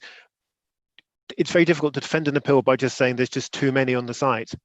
There has to actually be an identified harm with that to then justify that going forward. Can you come back to that, Councillor Davison, please, to give some clarity? It's the impact of Leconfield as a village. The impact of overdevelopment is impact on highways, on shop facilities, of which there are any at all, impact on schools, and particularly we could mention that on drainage, where there have been incidents of flooding in the past. That's simple as that, really. You can go on doctor's surgeries if you want, or that sort of thing. But it's the impact on. Why should a village be overdeveloped like that when we've said initially that there should be 65 houses added to Leconfield? That to me is an overdevelopment. The 108 is an overdevelopment. Right. As a chairman, Mr. Chatfield and Mr. Hunt, I'm struggling a little bit here because, I'd like to support my fellow councillors as I can, but I fully understand what the officers are saying and the report. And I also look at what's happened by the developer. I don't know how we move this forward, really, because I fully understand a bit about the flooding, because actually that sits outside the planning application. I understand what Mr. Chatfield's saying about about the harm of the overdevelopment. I understand a bit about the 30 houses being the indicative number. That should be a minimum. We have gone for smaller houses now rather than the large 4-bedroom houses, which gives you more houses per hectare. But I would love to throw a lifeline to Councillor Davison, because I'm struggling to find that reason with Councillor Davison. Chairman, we've got 3 hands raised: Councillor Wilkinson, Matheson, and Mr. Hunt again. Right. Okay, well, I'll bring Mr. Hunt in first, and I'll move to Councillor Wilkinson after that. Mr. Hunt. I was actually just going to offer to defer to Councillor Wilkinson Matheson, because they may well come up with some different reasons. Okay, that's fine then. So let's Councillor Wilkinson. No, in fact, I'm not going to come up with any reasons. I was thinking very similarly to what Councillor Steele mentioned in terms of my view. It was just a question for the officers, as I noticed that on page 110, it actually says in the recommendations that the Section 106 agreement has to be completed by 1st of December. I just wanted this, I'm presuming that'll be a little bit tight for people, so we could extend that, no doubt. Okay, Councillor Matheson. Thank you, Chairman. Yes, I'm wanting to throw a lifeline to Councillor Davison on this one, because I fully agree with him. It is that sort of straw that broke the camel's back when you're trying to identify harm. Which straw was it of all the pile of them on there? And I would say that the overdevelopment of the site, sort of too many houses on the site, it's the impact the consequent impact on services in the area, sort of within the settlement, and also on the residential amenity of those people on the site, from impact of sort of traffic and general ambience so in the residential things such as parking. We've got these little garages that you could never get a modern car into, so there will be issues for that, and the more houses you have, the greater the problem. I don't know how much that helps our officers. Okay, Chair. I think we have something to go on. I mean, clearly as officers, we don't feel that infrastructure is a reason and can be justified as a reason for refusal at appeal. But I think members have given us enough here in terms of the wider impacts of infrastructure. I don't think we can refer to shops, schools, doctors, dentists, because I don't think we have any evidence at all to show that the school is already over capacity, or and clearly highways haven't objected. But clearly there is some anecdotal evidence from the public in terms of drainage, and that wouldn't then seem to be too unreasonable if members were to put that forward as part of one of the reasons as part of this debate. I mean, clearly, I think my view is that drainage it has been justified as being acceptable through the statutory consultation bodies, but clearly members can come to a different view through this process. Okay, Mr. Wiley, we'll move to the vote. So, Chairman, the motion that you're voting on is refusal of the application, as moved by Councillor Matheson and Davison. So you're either for refusal or against refusal. Councillor Chadwick. Against. Councillor Davison. For. Councillor Hammond. Against. Councillor Lee. Against. Councillor Matheson. For. Councillor Sargentson. Against. Councillor Steele. Against. Councillor Whittle, For. Councillor Wilkinson, Reluctantly against. and Councillor Tucker. Against. That's 3 in favour of refusal and 10 against, Chairman. So that motion falls. You have a proposal that was made by Councillor Lee and Councillor Hammond, which was the officer's recommendation as contained in the report, which has been moved and seconded. So if they're happy to maintain that as their proposition, you can go straight ahead on the vote for that. Councillor Lee, Councillor Hammond, are you happy to move forward? Yes, I am, Chair. Yes. Thank you, Mr. Wiley. So again, voting for or against the officer's recommendation. Councillor Chadwick. For. Councillor Davison. Against. Councillor Hammond. For. Councillor Lee. For. Councillor Matheson. Against. Councillor Sargentson. For. Councillor Steele. For. Councillor Whittle. Against. Councillor Wilkinson. For. And Councillor Tucker. For. Chairman, that's 7 in favour of the officer's recommendation and 3 against. Therefore, the application is approved. Mr. Wiley, it is 5 minutes past 4. We have several applications before us now. I would like to suspend this meeting for 10 minutes to allow members, officers and members of the public to actually take a comfort break. Right, I'll just set up the notice of adjournment, Chairman, if you just bear with me.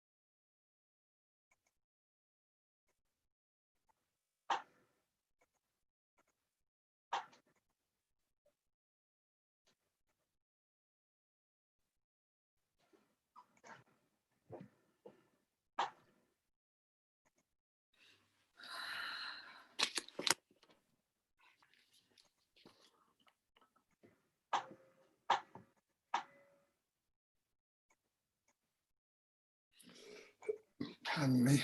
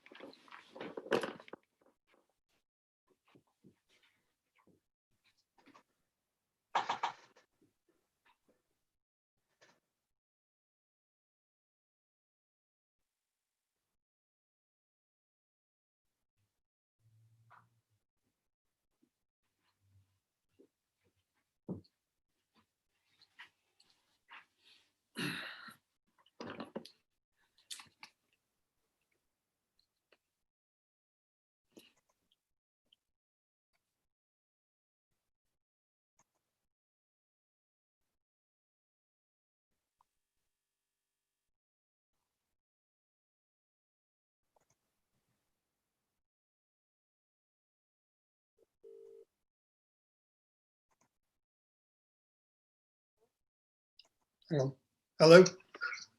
Hello? Oh.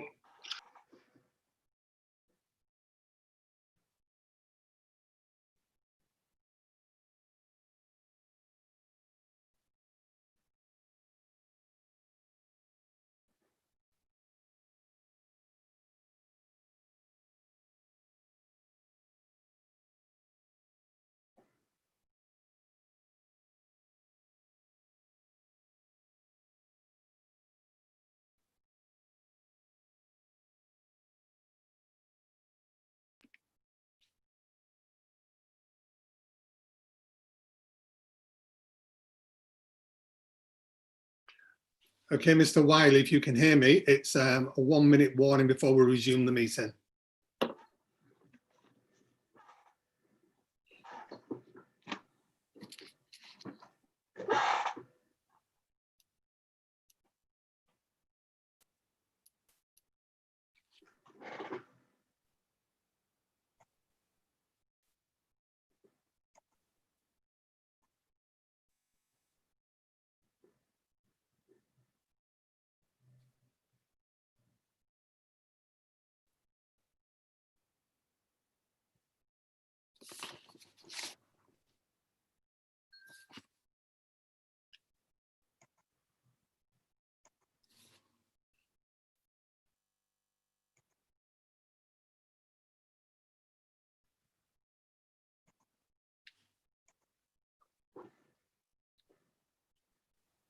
Okay, Mr. Wiley, it is 4:15. It is now my intention to resume the meeting.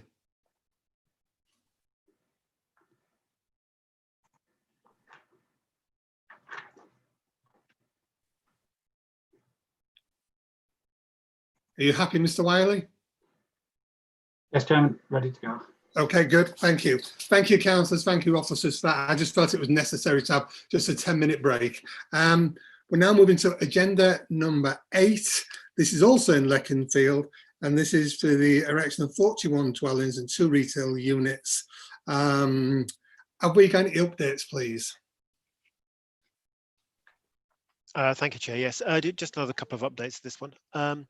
With additional comments been made by the occupants of 32 Reynolds Close regarding the impact in terms of this development in terms of flood risk. And these comments have been put to the Council's flood risk drainage team, who have confirmed the following. And the editor, the local lead flood authority, has confirmed that the proposed surface water drainage scheme has been designed using micro drainage software and conforms with the latest Yorkshire water requirements, that up to the 1 in 30-year storm event is stored within underground enlarged pipework network, and excess water up to the 1 in 100 year plus climate change will be stored in the proposed basin with no above ground flooding. The system is proposed for adoption by Yorkshire Water. Lead Local Flood Authority are satisfied with the proposals in flood risk terms. We've also had a further note similar to on the previous item from the developer with regard to flood risk, which concludes, overall, the impact of the receiving sewer has been minimised as far as reasonably practical, and the development can be suitably drained to meet required standards. The flood risk to the site is acceptable and reasonable, and the proposed development would not increase the risk of flooding elsewhere. Yorkshire Water and the Lead Local Flood Authority have considered the proposed foul and surface water drainage strategies and have confirmed they are acceptable. Importantly, Yorkshire Water stated that discharges from the development would not be significant enough to challenge the capacity of the foul public sewer. Thank you, Chair. Thank you very much, Mr. Chatfield. We have 3 speakers. I'd like to start with Mr. Murray, who's speaking in objection to the application. Mr. Murray, as you're aware, you have 5 minutes and be given a warning at 30 seconds by Mr. Wiley. Mr. Murray, we can't hear you, sir. Can you hear me now? Yes, we can hear you very clear, sir. Thank you. After the disappointment of the last agenda for the Harthill Avenue site, all I can say is this site again presents the same problems, which obviously are going to have no bearing on your decision. The residents of Leconfield now will be in dismay, especially the 59 that flooded in 2007. You are now going to make their mental health worse. They are asking me already if we can take legal advice. Can we appeal the decision, which I presume is no, we can't. Obviously, you've accepted one. You're going to accept this, which is totally going to overwhelm the village and make it a separate development, the full lot, compared to the rest of the village. I just find it unbelievable that you're our elected members, that you don't seem to want to listen to our concerns. If we'd have had more dialogue within this with yourselves, with Yorkshire Water, with regards both service water and sewerage, and you know, we could have met face to face. I know in these towns we can't, but you need to see these problems. This is not a joke. We are dealing with people's lives here. Where this water runs is behind an 85-year-old man's house, who I have been to personally to help him dig out that culvert.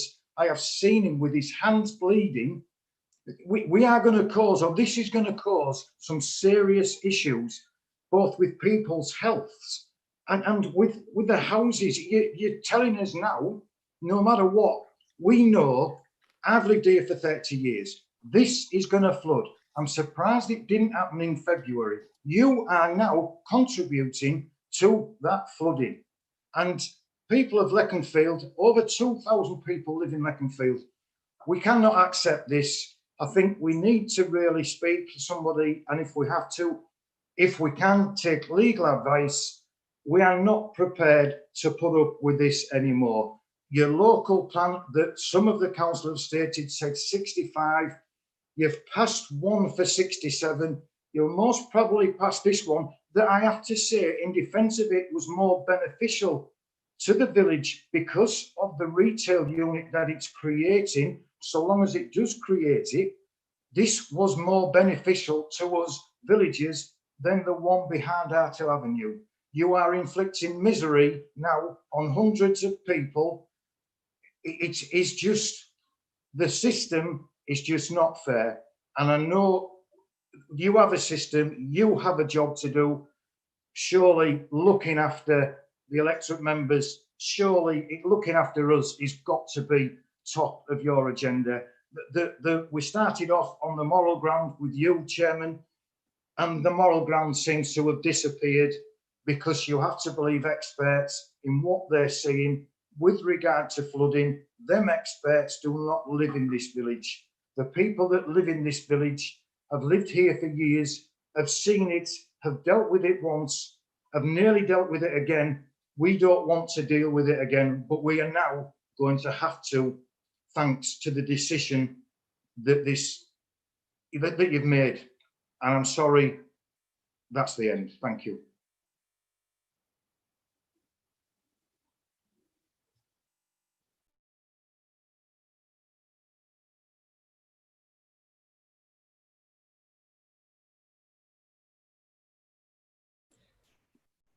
Next, we have a Mr. Calvert, the agent for the applicant. Mr. Calvert, can you hear me?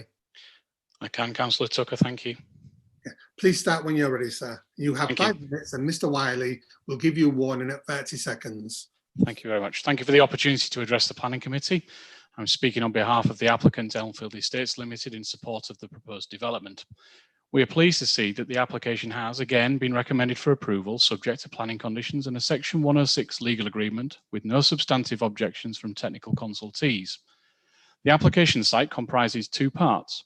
The first, a long-standing allocation in the local plan for residential development, and the second, comprising excess garden land located between the allocated site and the existing dwellings fronting Main Street. The proposed development is located entirely within development limits of Leconfield and is therefore a sustainable location for new development, which establishes the principle of the development hereby approved. Additionally, the majority of the application site benefits from an extant outline planning permission, as well as a committee approval of reserve matters for a development comprising 33 dwellings and 1 retail unit. This is a valid fallback position and forms a material consideration in the determination of the application now being considered. At face value, the application proposes an additional 8 dwellings and 59 square metres of retail floor space in comparison to that fallback position. This minor increase in the scale of the development is achievable and entirely appropriate because of the increased size of the application site. The retail unit is now solely single storey with all first floor residential accommodation now removed, as suggested by this committee. Of the 41 proposed dwellings, 36 have been accommodated on the land now consented for 33 dwellings, and 5 dwellings have been accommodated within the additional land under the control of the applicant. Therefore, if comparing the development hereby proposed against that fallback position, the development upon the allocated part of the site has only increased by 3 dwellings. Hypothetically, I'm also confident that if a standalone application for the 5 dwellings on the additional land had been submitted, this would be approved. So this should have some bearing on your consideration of the overall application scheme. The development proposes a range of house types which will meet the needs of a diverse range of people. A large proportion of 2 and 3 bedroom properties are proposed, which are suitable for first-time buyers and young families looking to get on the housing ladder, or older families looking to downsize. Of these 41 dwellings, 25% are affordable in accordance with your policy. The proposed retail unit enables the replacement of the existing post office with a high-quality retail store, which would allow the unit to accommodate a wider range of convenience goods. This element of the proposal would reintroduce a village shop to Leconfield and diversify the services and amenities available within the village to support its population. This is a significant benefit, as villagers would now have the opportunity to purchase convenience goods without the need to travel too far away. Alongside the housing and retail development, the proposal includes a high-quality landscaping scheme and a policy-compliant level of amenity and play space on the site, with a Section 106 agreement proposed to secure off-site contributions towards open play space. In addition, the proposal features extensive drainage infrastructure, including 2 pumping stations, an underground storage tank and a dry attenuation basin to mitigate and store considerable amounts of water during flood events. These are improvements to the now consented Reserve Matters scheme. Yorkshire Water have confirmed the proposed drainage strategy is acceptable and that the development would have no unacceptable flood risk impacts. Overall, the development would not have any adverse impacts that would significantly or demonstrably outweigh the benefits, and it is therefore suitable and acceptable for the grant of planning permission. We trust that you'll support your officer's recommendation for approval of this policy compliance scheme. Thank you very much. Thank you very much, sir. Could we return to the main screen, please? Councillor Gatesill. Is Councillor Gatesill here? Can you hear? Yes, Councillor Gatesill, you have 5 minutes and be given a warning at 30 seconds by Mr. Wiley. Yes, I won't need 5 minutes, Mr. Chairman. I'm obviously not inviting you to approve this application, but in the light of your decision as to the Castle Farm site, it will be a perverse decision to reject this application for the post office site. However, you've also heard in respect to this matter again from Peterborough, local resident, someone who is well qualified to assess these matters, and there are many more like him in the village. I've attended a series of public meetings about various developments in Leconfield. People in Leconfield are not opposed to additional development. They are opposed to high density development of this kind, which carries with it the clear and serious risk of surface water and sewage flooding. I'm not going to go through those issues again. I don't think that would be helpful. But just to put it on record that I am absolutely satisfied that the views of the local residents and the evidence to justify their fears for the future, I'm absolutely satisfied that they are correct. I hope that I'm proved wrong, but unless there is money spent on the infrastructure, both of surface water drainage and sewage drainage in Leconfield, then we are storing up trouble for the future. I hope that we can make some progress with the assistance of Stephen Hunt, who I'm sure will do his best to help to organise some proper assessment of the evidence in this situation by meetings to take place hopefully early next year. Thank you very much. Thank you, Councillor. Councillor Hammond, please. Thank you, Chair. I think the developer's gone a long way to meet our concerns about this application and why we deferred it last time. They've reduced the number of houses from 51 to 41. That's a good drop in number of houses. They've got rid of the two-storey, the flats above the shops, which would have been a great damage to the neighbouring properties, amenities. They've gone now, which helps to protect those residents. I think the applicant's showing a willingness to work here. They have worked with us, and this is a good scheme. I completely, again, sympathise with the local residents and Councillor Gateshill's concern about drainage. But again, with this scheme, like the last one in Leconfield, Yorkshire Water have said they have that as the experts for their system. They can't see any issue with this drainage wise. So we as a committee don't have any grounds to refuse it on drainage, sadly.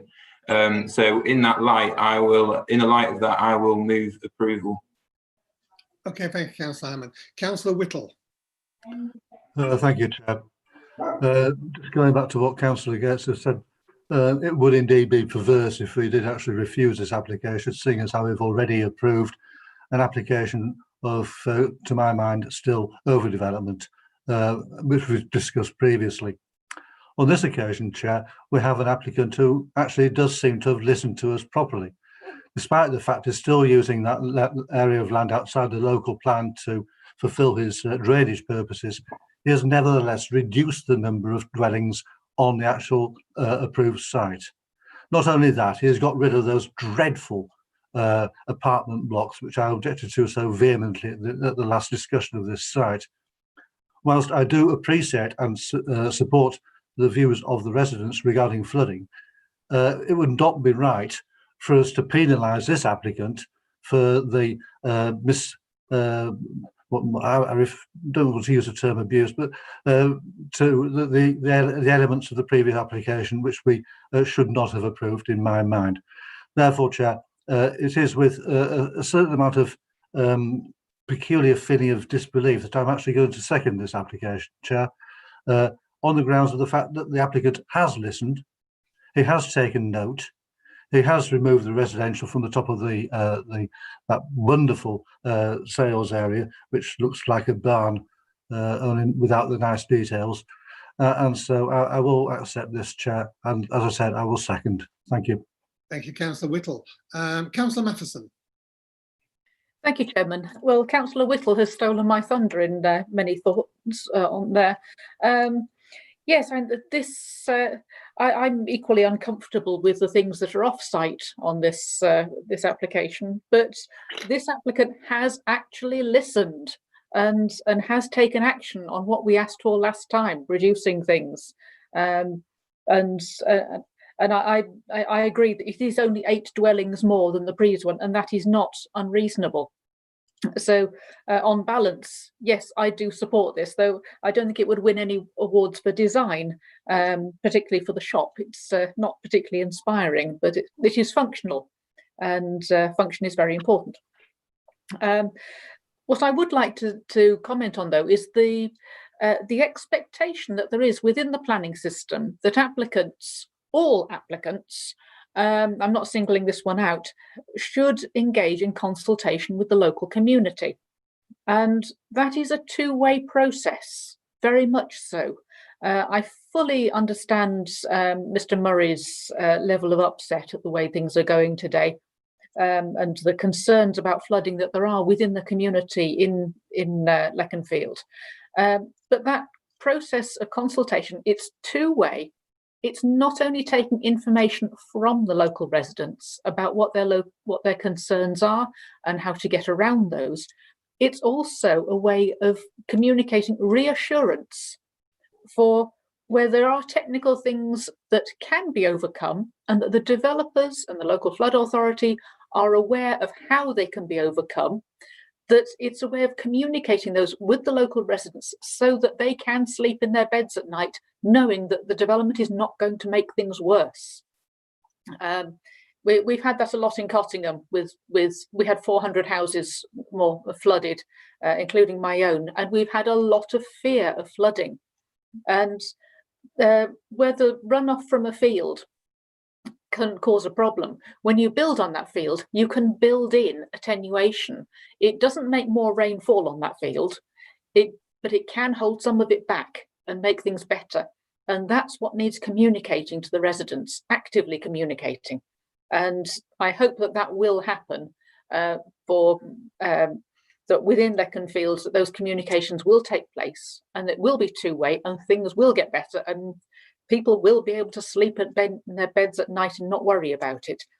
So, like Councillor Whittle, on balance, I find myself supporting this one, and I do wish that we'd not supported the other overdevelopment, so that it would not be such an impact on Leconfield overall. Thank you, Councillor Matheson. Well, there's no other councillors wishing to speak, so therefore, Mr. Wiley, I think we can go to the vote. It has been moved, it has been seconded. Yes, Chairman. Officer's recommendation is defer and delegate approval, so you're either for or against it. Councillor Chadwick. For. Councillor Davison. For. Councillor Hammond. For. Councillor Lee. For. Councillor Matheson. For. Councillor Sargentson. For. Councillor Steele. For. Councillor Whittle. For. Councillor Wilkinson. For. And Councillor Tucker. For. That's unanimous, Chairman. 10 in favour, none against. So that application is approved. Thank you. Councillor, if you turn to page 140, agenda item number 7. This is for the erection of 224 dwellings in Wolferton, Willoughby and Carcalla. Are there any updates, please?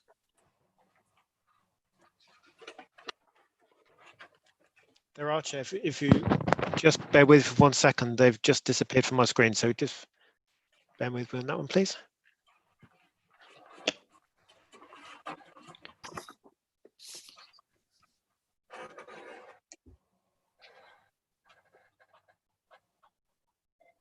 Apologies, Chair. Thank you.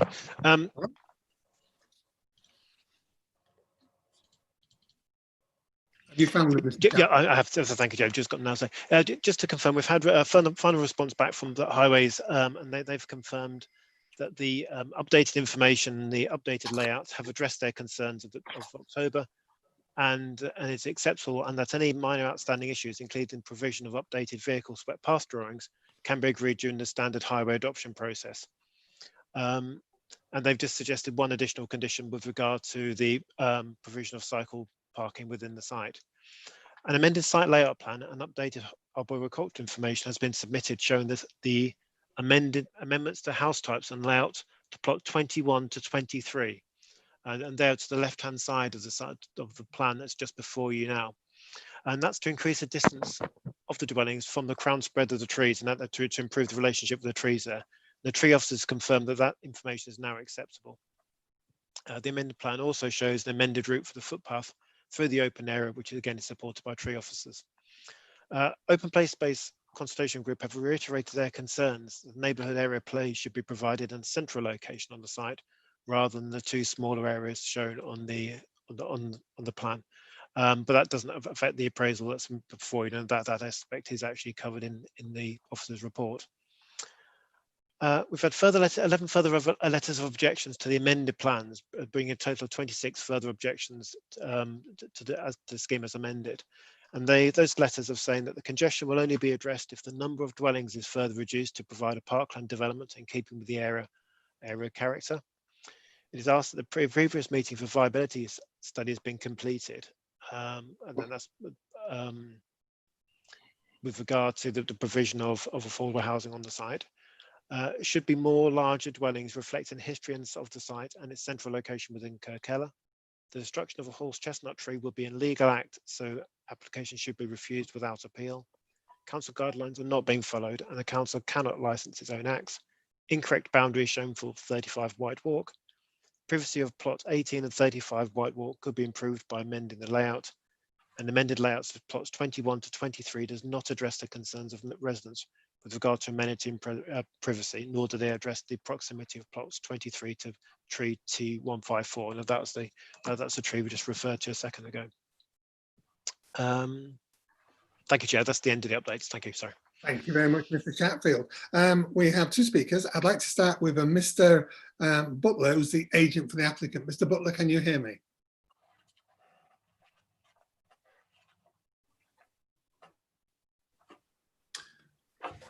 Good afternoon. Good afternoon, Mr. Butler. You have 5 minutes and Mr. Wiley will give you warning at 30 seconds. Please start when you're ready. Thank you. I'm an independent town planner who was brought on board to advise Lovell Homes following the deferral of the application in July.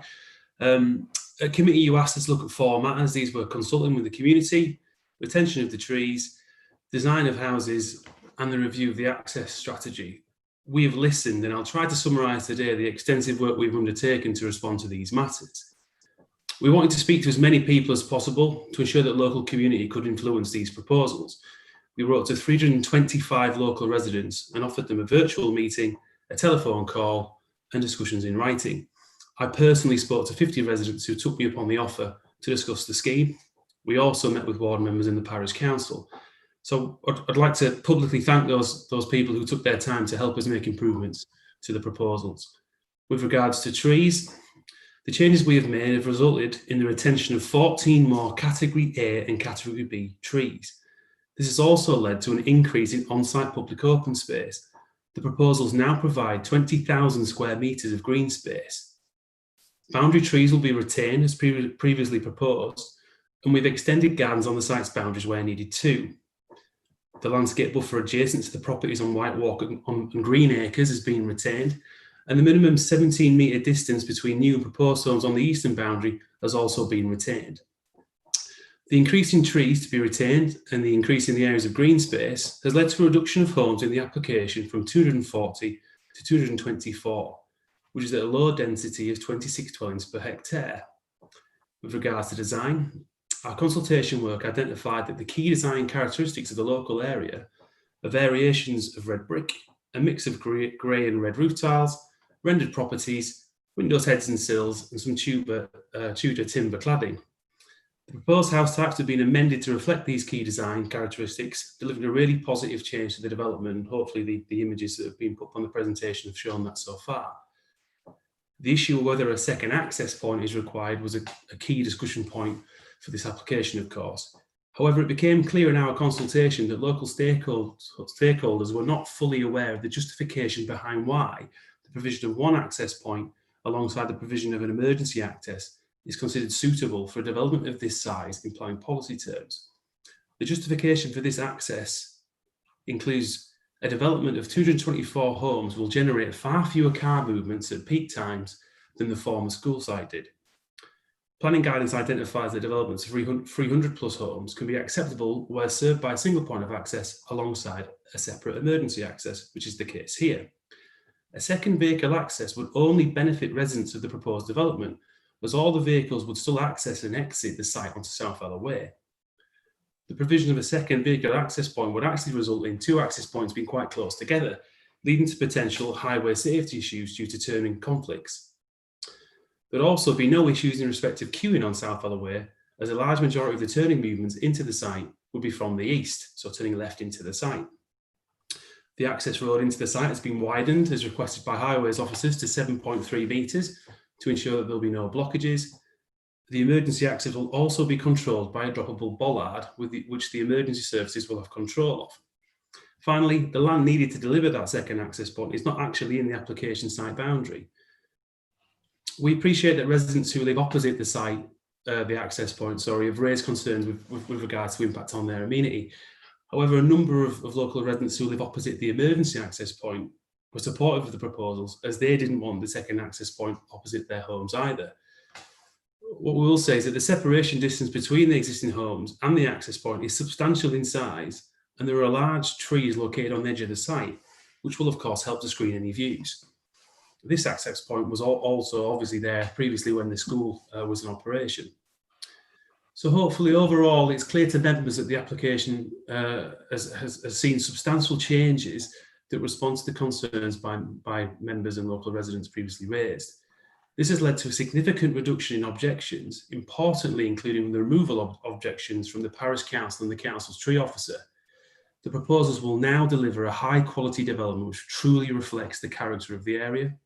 It will deliver a significant number of socio-economic benefits, including affordable housing, construction jobs, and expenditure towards local services and facilities at a time when we need it the most.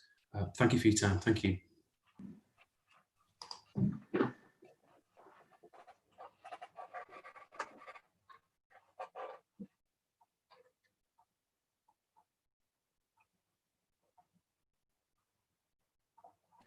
Councillor Weeks, can you hear me? I can, Chair. Excellent. You have 5 minutes, Councillor Weeks. Please start when you're ready. And Mr. Wiley will give you a warning at 30 seconds. Perfect. Thank you. And thank you, members. Back in August, this committee agreed to defer the application for the developer to undertake further consultation with the local residents living around the site. This was in response to a number of significant concerns within the previous application, and I know that I speak for all members of the community when I thank this committee for unanimously deferring the application. Now, we've been clear from the beginning, we recognise that this site is in the local plan, and therefore the principle of development is already agreed. Our intention, therefore, was to ensure that development agreed on this site was the best that it could be, and reflects the area in which they're building. It's worth reminding the committee that this site is unique in that it sits in the middle of an existing village with existing residents on all 4 sides. For their sake and for the sake of future residents, it is therefore vital that this development is not taken lightly. Since August, we've now had the opportunity to consult with the developer and with their agent, Paul Butler. It's been evident throughout this process that Lovell Homes were genuinely open to discussing the concerns of the local community, have demonstrated a clear understanding of the issues raised and a commitment to addressing those concerns where possible. We are pleased, therefore, to report that following the consultation period, the application before you contains a number of revisions, some of which are considerable. We're pleased to see a reduction in the number of properties and a more appropriate density. As a result, we've also seen the retention of several high-class veteran trees. Lovells have listened to our comments regarding open green space and given more of an open space provision. But concerns do remain about some trees, notably T154 and 155, which is reflected in the comments by the officer and also by some residents. So we'd ask that you consider these carefully. Previous application also caused great concern amongst residents living adjacent to the site in the areas of White Walk and Green Acres, the result of too greater proximity and too greater number of dwellings proposed near the boundary of existing properties. Our view is that these concerns have now been predominantly addressed with a more substantial green border, removal of properties and the retention of original trees. Some concerns still do remain, notably expressed by residents of number 49 White Walk. Again, specific matters you should consider. The lack of a second entrance, however, was one of the main issues raised by this committee last time. Lovells, however, kept to a single access with a secondary emergency vehicle access, which does allow for foot and cycle users. Our view is that there is no clear argument either way for single or double access. Residents living near the proposed entrance believe that sharing the impact of this development over two entrances, as was the case when this site operated as a school, it's important to remember that point, would limit the disturbance to their properties. We ask that you consider this argument carefully, along with those from the developer and our own highways team, and ask that you ensure you are confident that operating with one entrance would not pose an undue impact on the amenity of current residents. Similarly, concerns were previously raised about the quality and design of properties, which Lovells have addressed in doing so, and in doing so attempt to reflect a range of designs similar to those in the surrounding locations. We ask that you consider carefully whether the new house designs put forward and whether you believe them to be substantial changes or whether they simply equate to superficial cosmetic modifications. We would also request that if the committee are minded to approve the application in its current form, that you consider the impact of the construction itself on the local community. We believe appropriate conditions intended to reduce the impact of construction on residents could be added, for example, using two entrances for construction traffic, wheel cleaning, preventing the parking of construction vehicles on South Ella Way, and consideration given to existing residents when working what is taking place beside existing housing by limiting working times and using appropriate screening. It's vital that you remember this application is surrounded on all four sides by existing residents. 30 seconds left. To conclude, we defer to the committee's judgment on all of the above issues and are confident that you'll give this application the full consideration and forensic analysis that is required for a development of this nature. To their credit, Lovell Homes have listened and have produced a much improved application. The revisions to green space, tree retention, border improvements and reduction of properties are all welcome changes. However, you must decide whether such changes have gone far enough and that you are approving an application that everyone can be proud of. Councillor Weeks. Thank you, Councillor Weeks. Okay, Councillor Matheson. Thank you, Chairman. Yes, I know again, this is an applicant who has actually consulted and learnt the value of consultation in getting that two-way conversation and coming up with a lot of improvements so that objections have been withdrawn. I have to admit, I don't like having a layout that's a moving target by the time it gets to committee, because there's some quite significant differences between the layout in our printed papers and what we've just seen on screen. And I must say that what I've seen on screen does look considerably much better. Particularly, and as you can guess, my concern is trees on this one. I'd just like to confirm that in the updates that plots 21 and 24, which are the ones that impact on trees 154 and 155, that is now acceptable to the tree officer. Is that correct? And I think at the moment that's my only question, but I do believe that on balance I support this, but I'm not sure I'll go quite as far as proposing it yet. Okay, well, Mr. Chatfield, can you answer Councillor Matheson's question, please?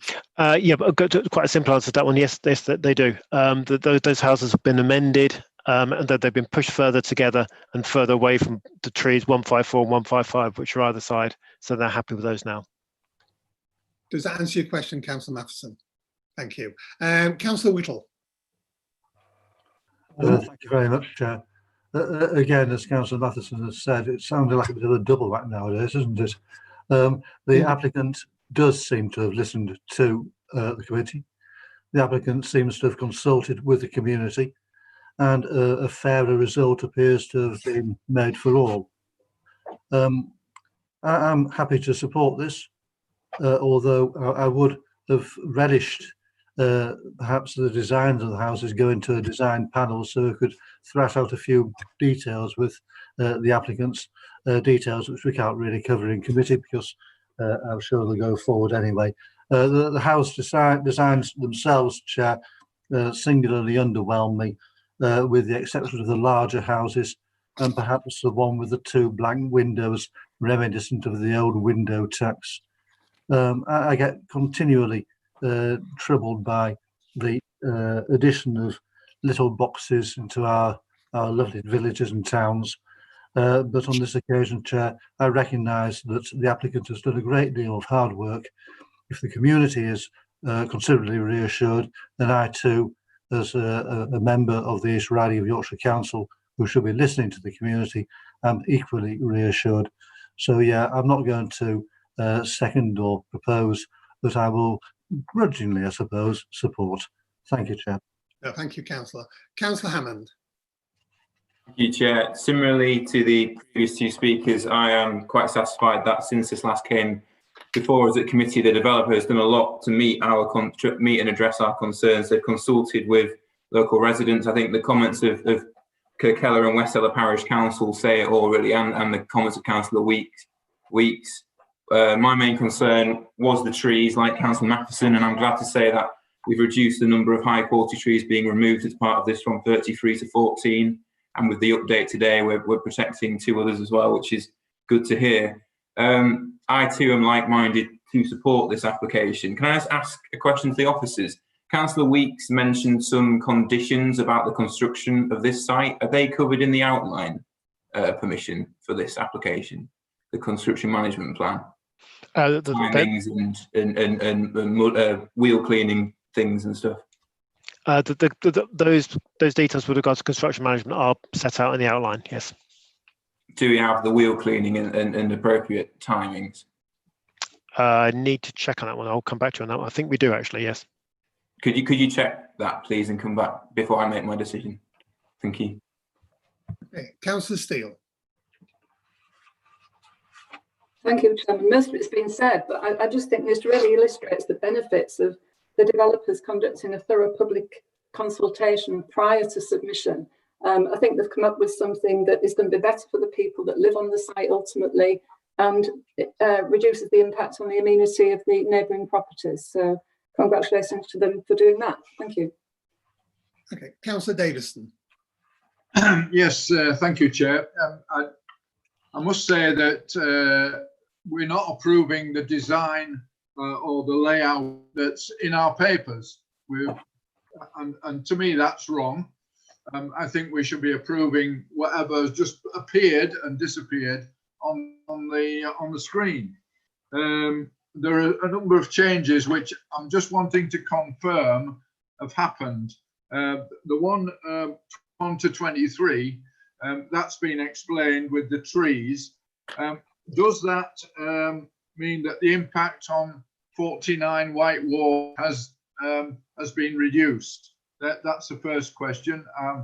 The second question is regarding whether we've got ordinary roads or whether we've got shared surfaces. And I think that was mentioned in the preamble. And at the moment, on our plan, we've got ordinary road from South Ellaway to plot 23, 7.3 meters wide. Then it goes down to 5.5, and I'm just wondering whether basically I don't like a shared surfaces where there's going to be a lot of traffic. I can see a small cul-de-sac shared surface, but where there is a lot of traffic, and of course with only one exit, there's going to be a lot of traffic. Has that been modified in any way so that more is ordinary road with curb, shall I say? Perhaps Mr. Forsey might just address that. And the other aspect, just a small aspect really, is that with one exit, in that exit road, the last 20 yards, you've got 1, 2, 3, 4, 5, 6 houses which are having to either reverse in or reverse out onto that road from the front parking area, because they've only got a front parking area. And that just seems to me like a hazard waiting to happen. Perhaps Mr. Forsey might like to address the highways aspects, please. Okay, Mr. Forsey? Yeah, sure. If you look at the plan, it clearly shows the majority of the highways on the site have footpaths either side, which is a traditional layout. There are very few shared surfaces, and none of those are on the main drag. In reply, depends which plan you're looking at. Councillor Davison's, well, my hasn't got a page number on it, unfortunately. Could we put up the a layout plan, please?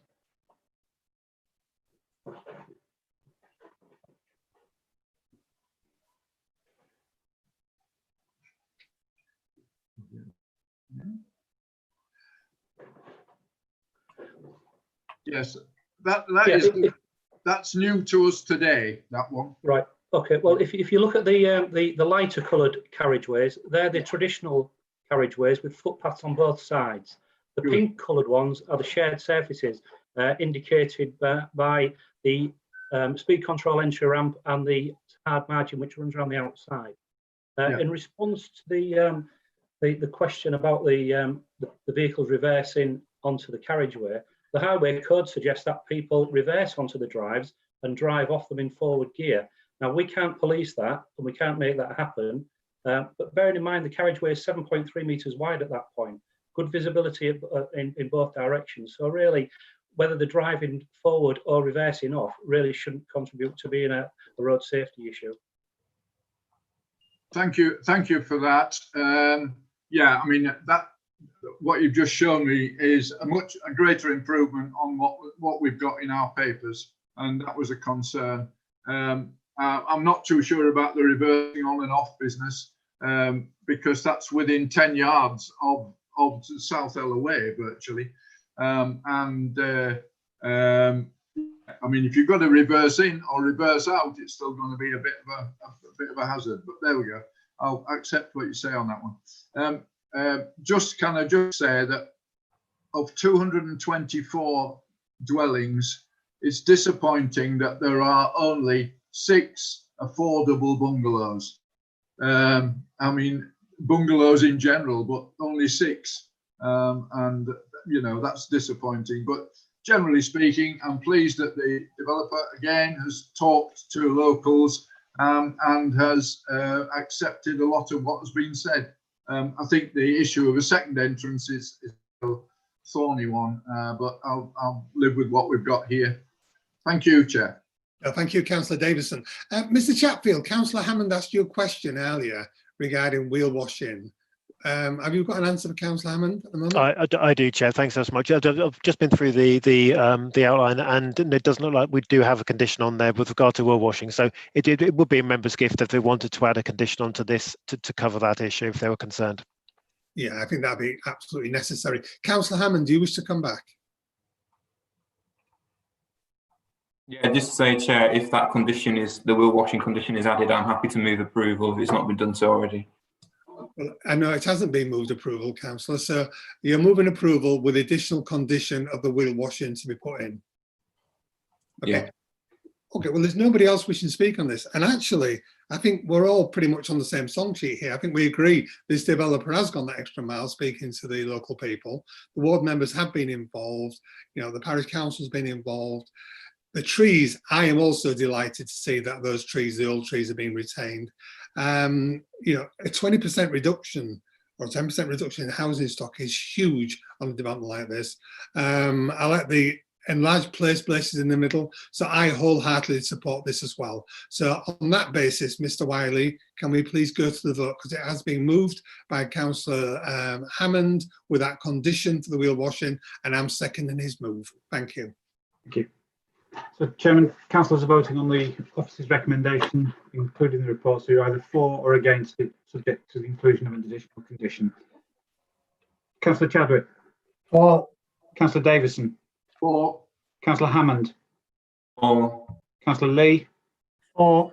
Councillor Matheson? For. Councillor Sargentson? For. Councillor Steele? For. Councillor Whittle? For. Councillor Wilkinson? For. And Councillor Tucker. Chairman? So I take it that application, sorry, did you get my vote?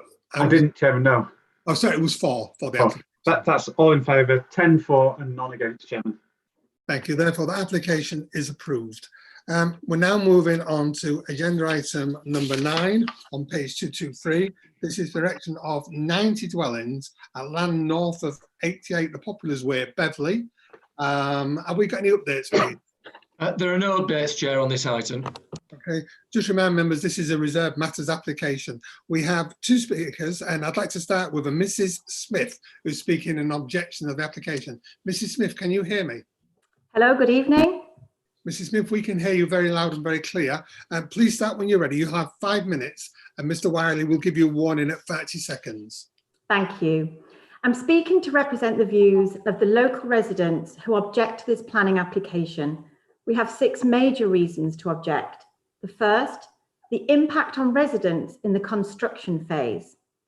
Residents are anxious about the construction phase, which will be disruptive, noisy, dirty, and dangerous. The noise of the industrial machinery, the debris on the road left by construction vehicles, and the danger from the construction traffic will bring severe disruption. Should the plan be approved and implemented, we appeal to committee members to impose these strict conditions on the construction.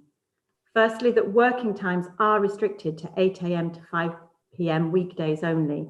No movement of construction vehicles out of these times. Workers are not permitted to park in their residential streets.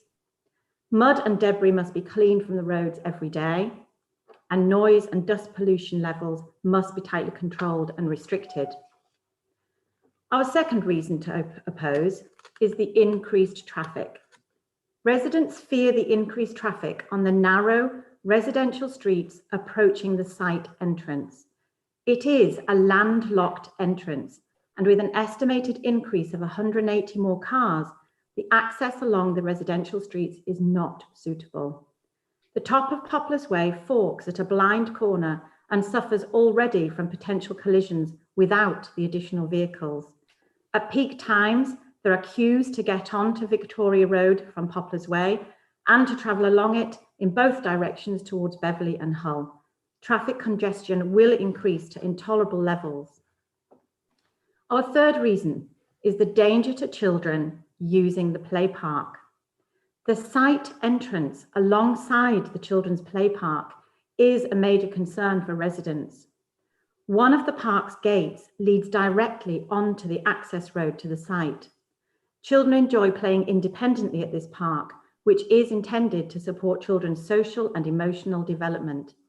Children running to and fro the park will inevitably run across the road in front of the site entrance.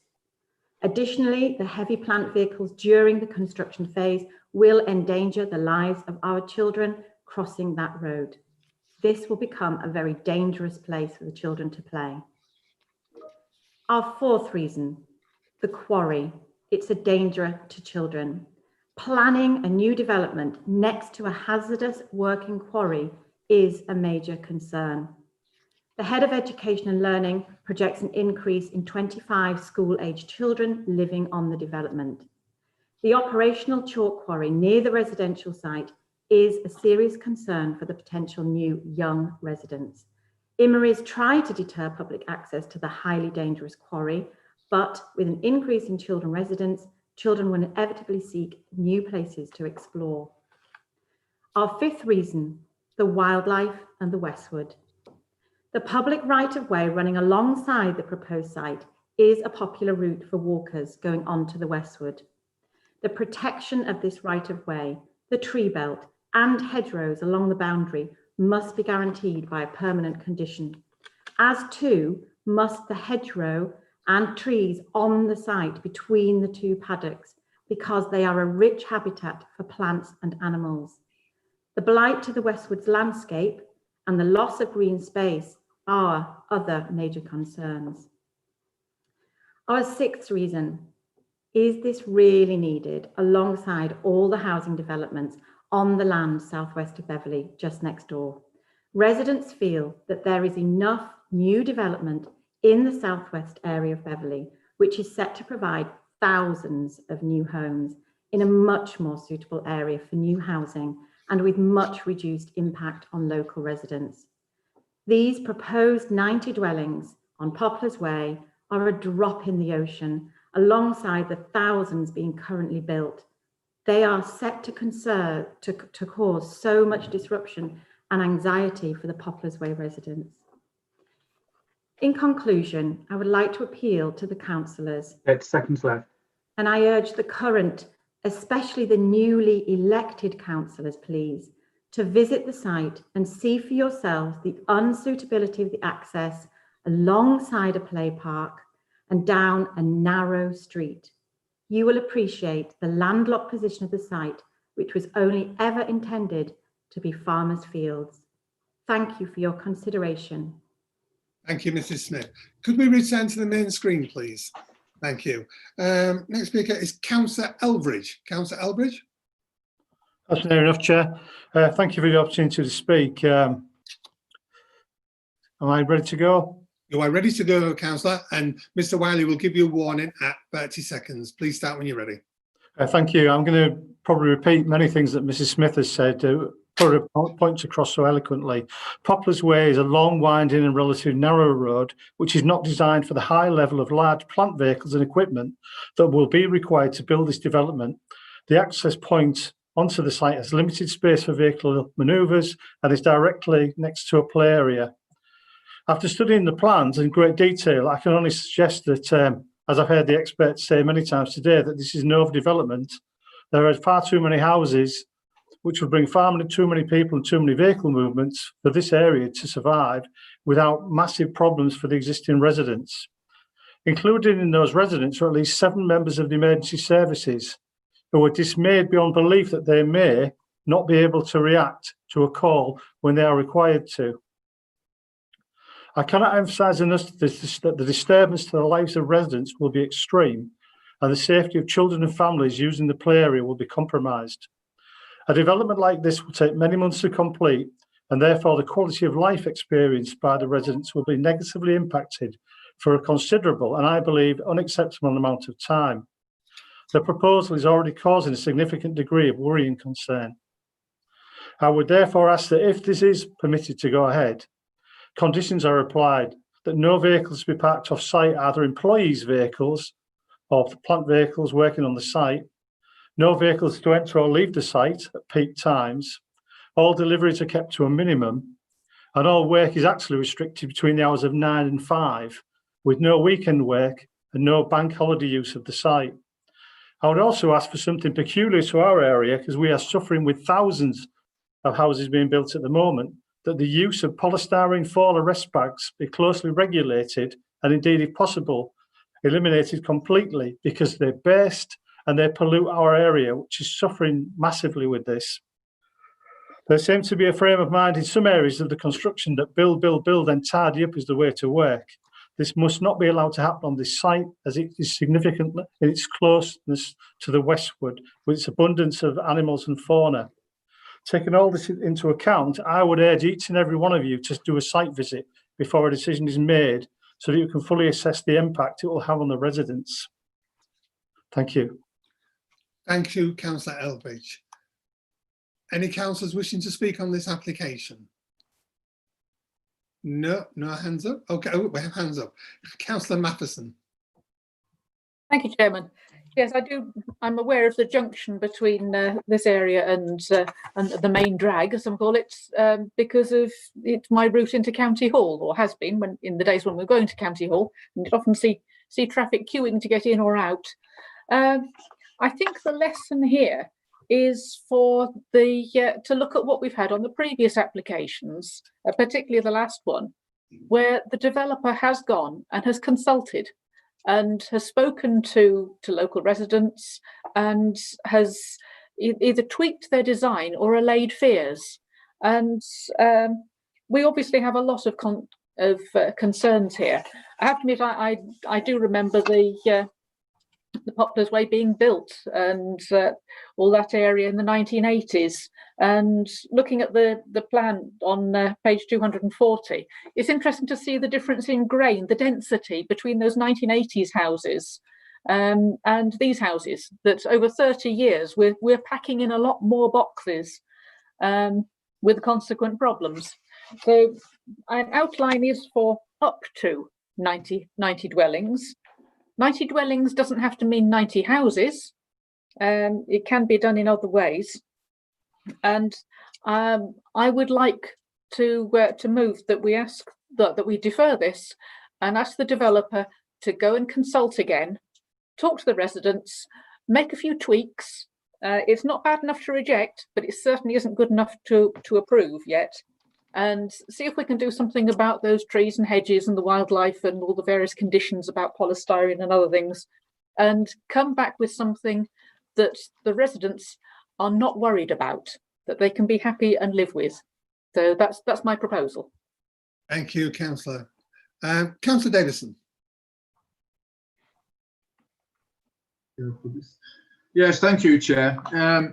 Actually went for a site visit this morning because, and I'd been for a site visit with Councillor Elvidge some years ago when it was up for allocation on the local plan. I think that was when it was.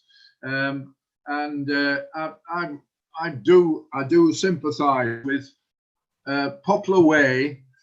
Again, Mr. Forsey might advise me.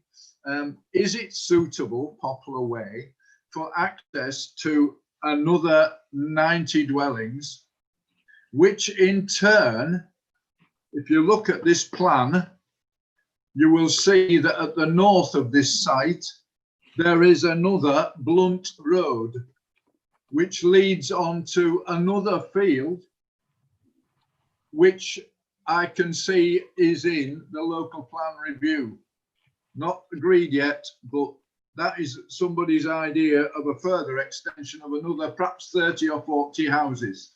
So I just wonder whether Poplar Way itself is suitable for 90 houses plus other 30, 40 running through it. And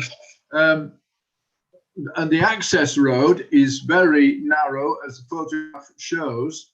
You get one car parked and then it's just about full because people seem to have bigger, wider cars these days. That point, I think, also, okay, the children's play area is located next to the existing children's play area, and both of those short of what would normally be acceptable in planning terms, and that is, and it's said every time by children's play group on the council that they should be centrally located. Now you might say that's centrally located for both of the sites, but the one for Poplar Way should have been centrally located, and this should be centrally located because this is probably the most dangerous part of the road, I think it should be relocated into somewhere in the middle of the development, and probably take the other one with it as well. And the amount of traffic going past there is going to be a hazard to children playing in those play areas. So I think if I can have just sort of confirmation or comment from Mr. Forsey as to whether the width of Poplar Way is ideal for accessing another 130 houses. Thank you, Chair. Okay, thank you. Return to the main screen, please. And Mr. Forsey, would you like to answer Councillor Davison? Poplar Way was designed over 30 years ago. It was designed to different standards to what we have now. Roads are even narrower these days on when we're taking the advice of and the guidance of Manual for Streets. In my opinion, the access road is adequate to support this development. It's been through outline permission. There are no accidents on Victoria Road. There was one south of the access in 2019, but it's not an accident black spot as such. There's a right turn holding lane into the site. It's been through the outline. There's no issues with highways in at that stage, and there's no issues with highways at the moment. Construction traffic will be covered by condition. There will be wheel wash conditions. So from our point of view, everything's okay. Thank you. Could you just come back and ask, is condition saying that construction vehicles, including workers' vehicles, should be parked on the site and not on the roads adjoining? Chair, can I just come back? Andy's raised that, actually clarified that the highway itself is acceptable. That there is a full suite of conditions on the outline that deal with the concerns raised by Councillor Davidson and the objector as well. One of the conditions does require prior to the commencement of development, provision of temporary vehicle parking, loading, offloading and manoeuvring facilities for the contractors shall be submitted to and agreed by the local planning authority.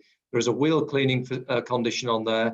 There's also a condition on regarding a construction environmental management plan to deal with the amenities of the residents while the construction is taking place. And there is an hours of operation condition. So there's a full suite of conditions that will enable the development to take place without any undue impact on residential amenity. Thank you, Chair. No, thank you, Mr. Wainwright. Councillor Davis, to answer your question. Yes, thank you. No, thank you. Councillor Hammond. Chair, just a question to the officers. On page 229 of our report, the Beverley Civic Society's comments on this application, it says that the outline approval for the site included reference to the installation of electric car charging points for each dwelling. I can't see any reference to that in this report. So is that not happening as part of the reserved matters?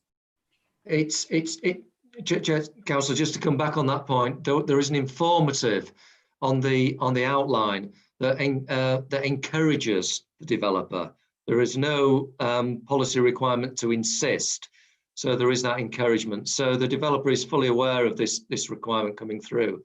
And I suspect that as the technology moves on and more and more people are buying hybrid and electric cars, that it will become an important element of when you're actually selling the property. It's not a condition, it's an informative. Thank you. It's a shame that they've not taken notice of that. I don't know the area myself, so I do understand the highways concerns raised by the local ward member, the town council and local objectors. So I'd actually be more than happy to support if fellow members were minded to a site visit, as Councillor Eldridge has suggested, so that I can see the highways issues for myself. But I'm happy to propose that if I'll have a seconder. Okay, thank you, Councillor Hammond. Councillor Chadwick. Thank you, Chairman. Just interesting to see. I had the wheel cleaning and that sort of thing, but it's on the outline, so I'm quite happy with that. I did see there was a picture of one of the areas with cars, and it looks to me like we're heading for something that all these new housing estates that we go on, people have one car parking space, and then a visitor comes, or they have a second car and they park it on the road or on the half on the pavement, that sort of thing. We had that on a site visit somewhere in Hamleby or somewhere like that, and it was chaotic. So I worry about if that happens and construction traffic is trying to go through. It's not a clever idea.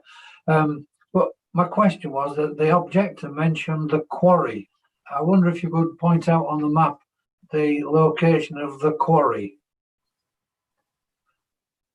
Chair, if that can be, if the site can be brought up, the quarry itself is to the west of this site. So, yeah, if you look to the west of that, the actual application site, that is the Imerist quarry.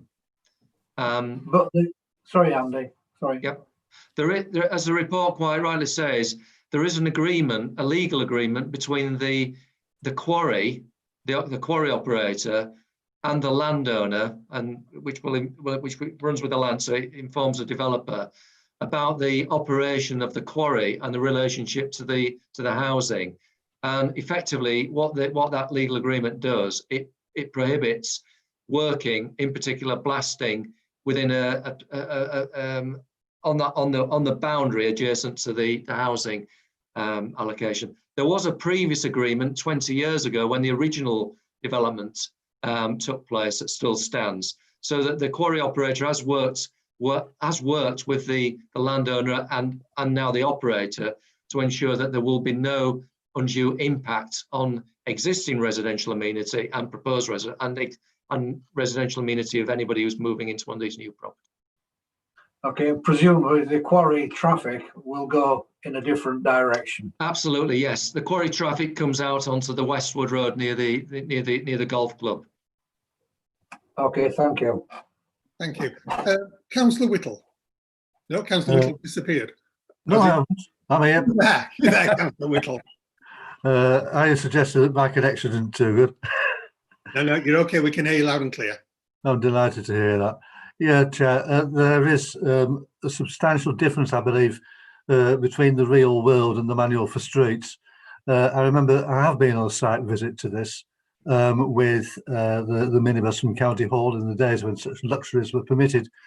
And indeed, if you want to see what it's like on a narrow, twisty street, I advise you go on a minibus, dodging between the many parked cars on either side of the road. This is what we have to live with, but there are ways in which we can mitigate against it, perhaps by having fewer houses on the site itself. I do feel that Councillor Hammond has a very good point in suggesting a site visit, because I have been informed by a site visit in the past, and I'm sure that members of this committee will be equally informed. And whilst we have that little bit of a time delay to have a site visit, perhaps we could take into account Councillor Matheson's comments about allowing the developer to work a little bit closer with the community to allay fears and to look at things which this committee and the Speaker have raised regarding things like the playground, which does seem to me to be rather close to the main entrance to the site, and also to perhaps regard a good idea as being to reduce the number of actual properties on the site.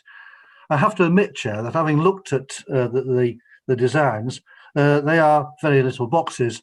They are prettier little boxes than usual, but they're still nevertheless little boxes. And I feel that the site would benefit from having fewer little boxes and perhaps better spaced. I take on board Councillor Davison's comments about the Stub Road and the possibility of further development, and perhaps we should be regarding future cumulative effects upon the road system as well. I would second Councillor Hammond's recommendation of a site visit, and also ask the committee to agree with Councillor Matheson to allow the developer to work more closely with the community to allay their fears and to look at ways in which we can improve this housing development to a standard which is acceptable to all. Thank you, Chair. No, thank you, Councillor. Councillor Wilkinson. Thank you, Chair. I listened intently to the objector to see exactly what was going to be raised, and she raised a number of points, but sadly, if she's still here, because this is reserved matters, most of the points were dealing with the original application, which has already been approved in outline. So we're unable to assist with most of those. However, this reserved matters, we are restricted to certain areas, and I've got a couple of points, if I may. One is a question to the officers, is that it was just discussed about charging points, a point that I brought up at the time. I also brought up in my reading, and I noticed that we can look at associated infrastructure under reserve matters. I know it's a stretch, but does that mean that we can look at charging points as well?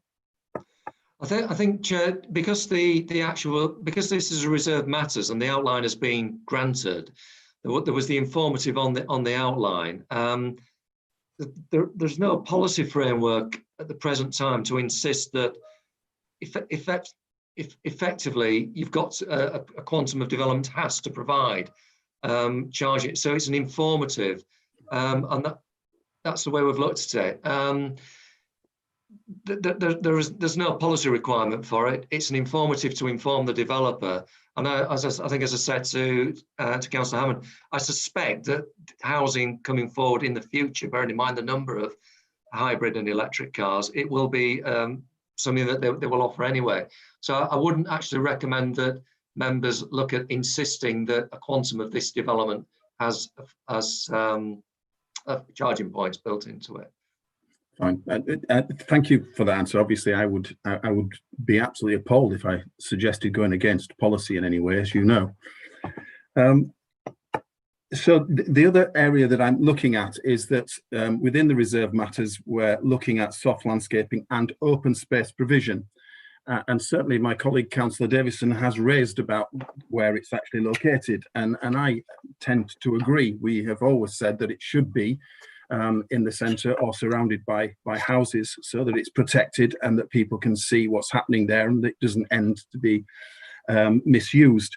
And therefore, given the fact that we are here to debate open space provision and how it's fitted in, then I think that we should insist that this is changed. We have, according to this, the right to do so, unless I'm misunderstanding.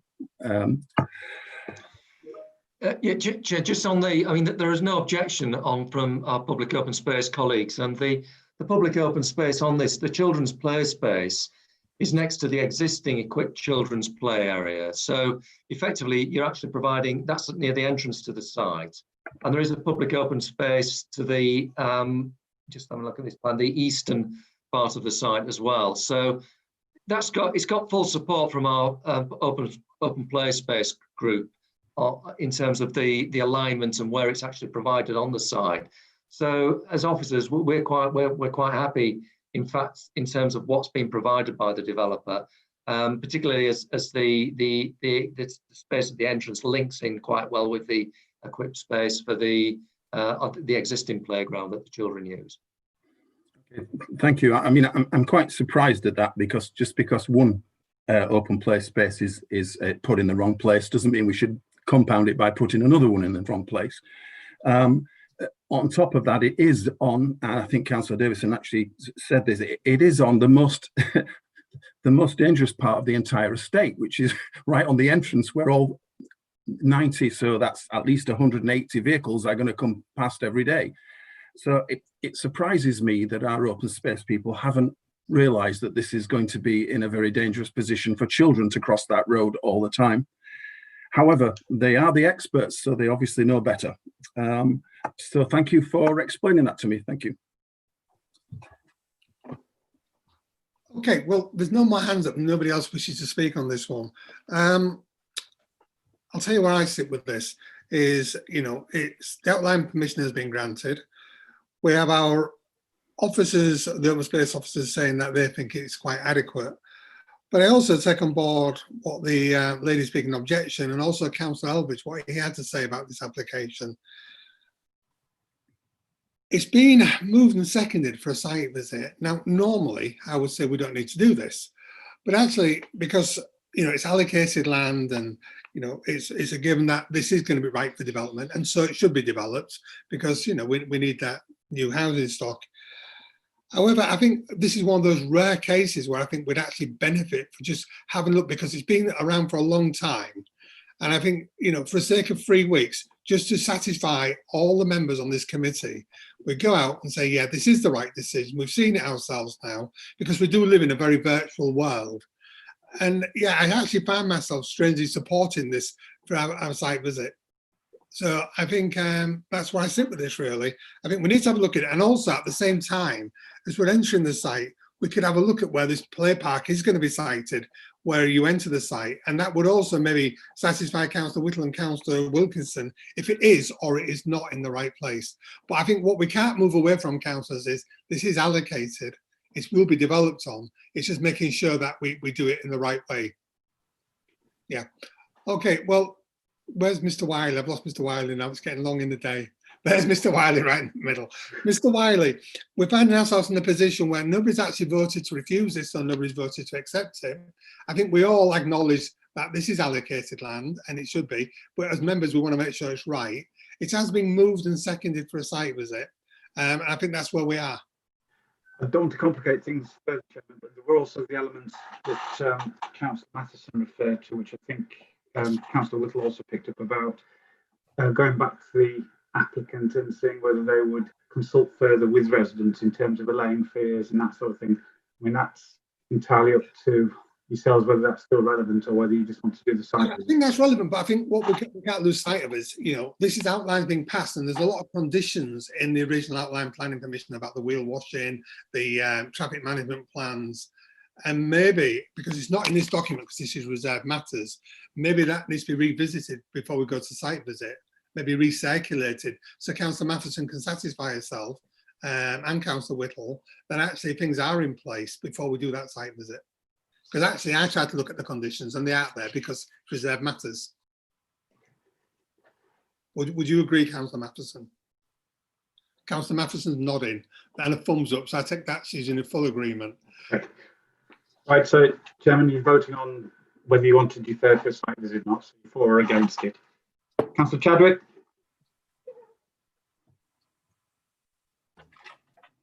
Sorry. Yeah. For a site visit? Yeah, for or against? I'm against the site visit. Against. Councillor Davison? For. Councillor Hammond? For. Councillor Lee? For. Councillor Matheson?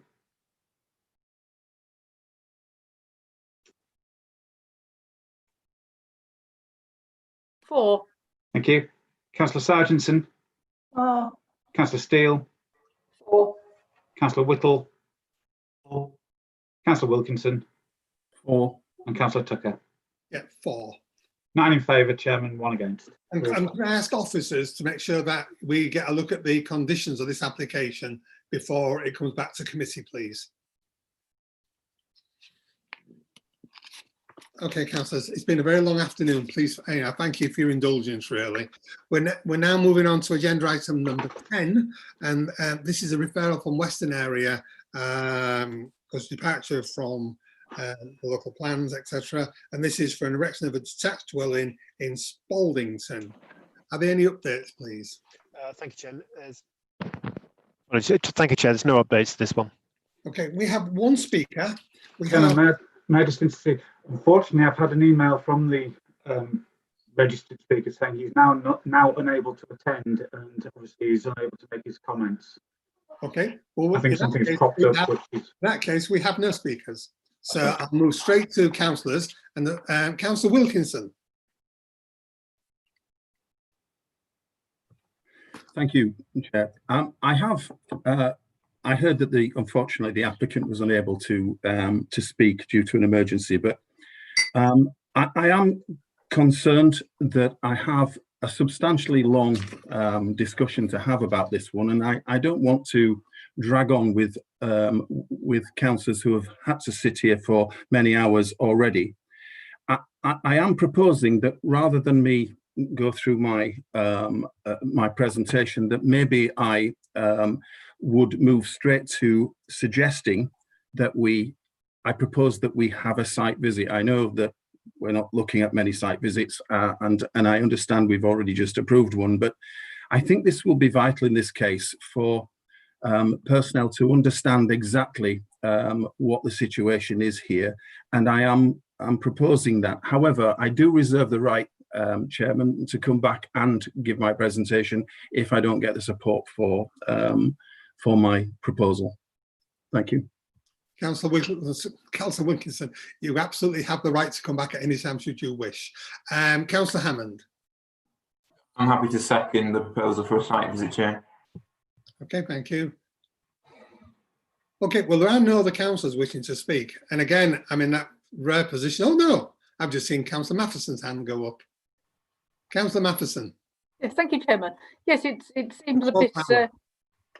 It seems a bit perverse that this is the only one I actually like and think is good enough to approve, and yet it's the one for refusal.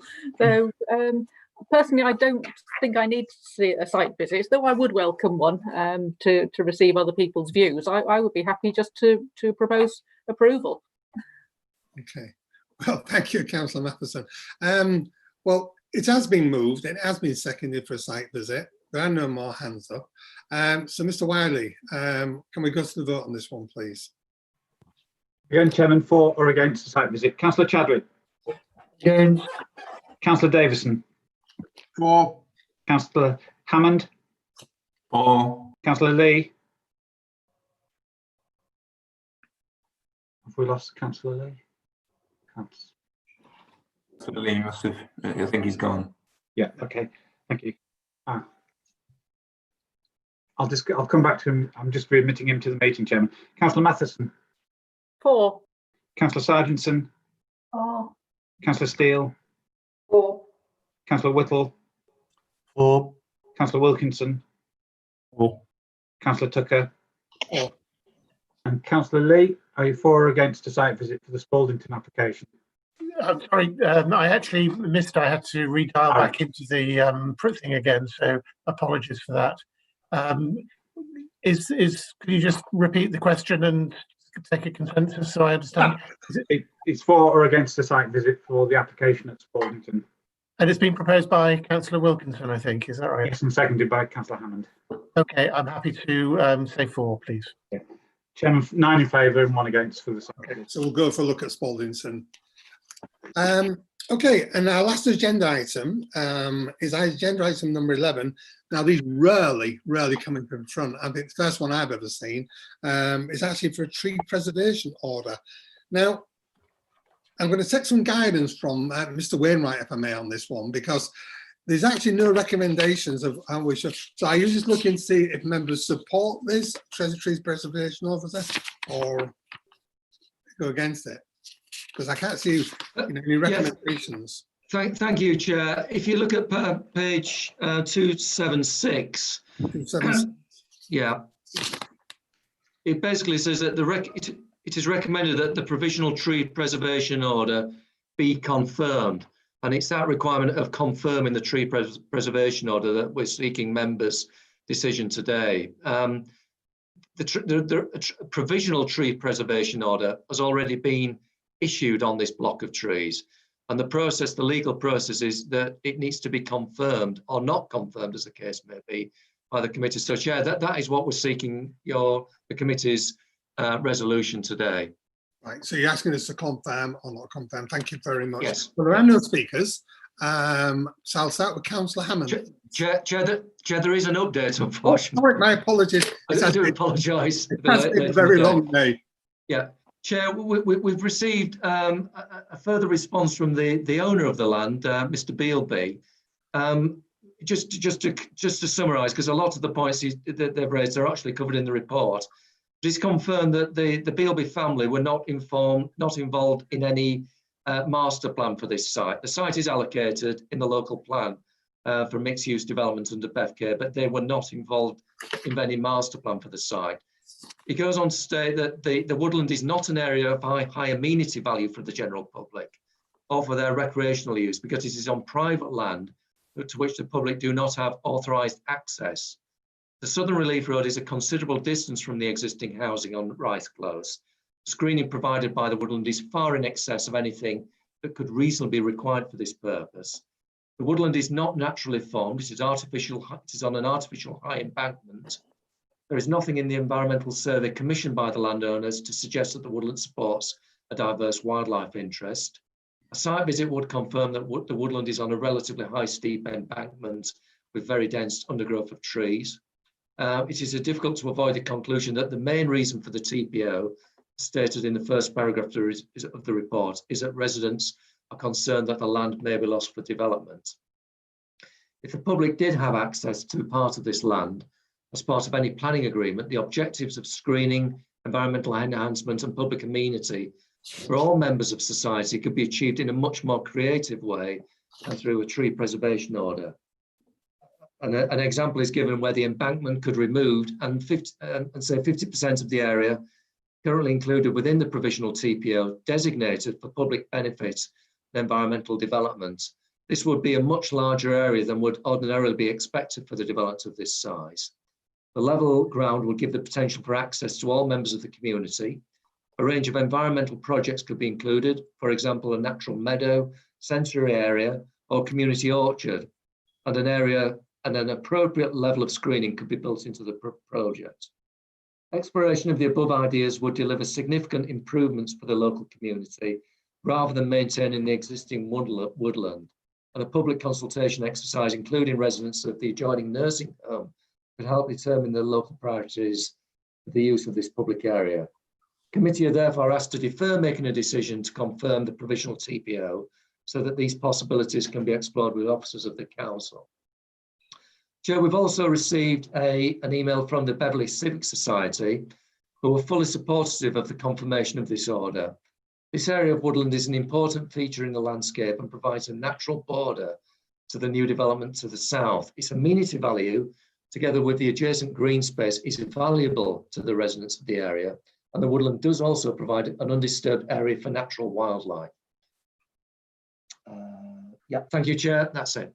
No, thank you, Mr. Wainwright. Okay, so Councillor Hammond. Yeah, I'm going to dive straight in and say I think I move that we confirm the tree preservation order, mainly for the comments which I was going to make myself, but the Beverley Civic Society just summed them up for me there.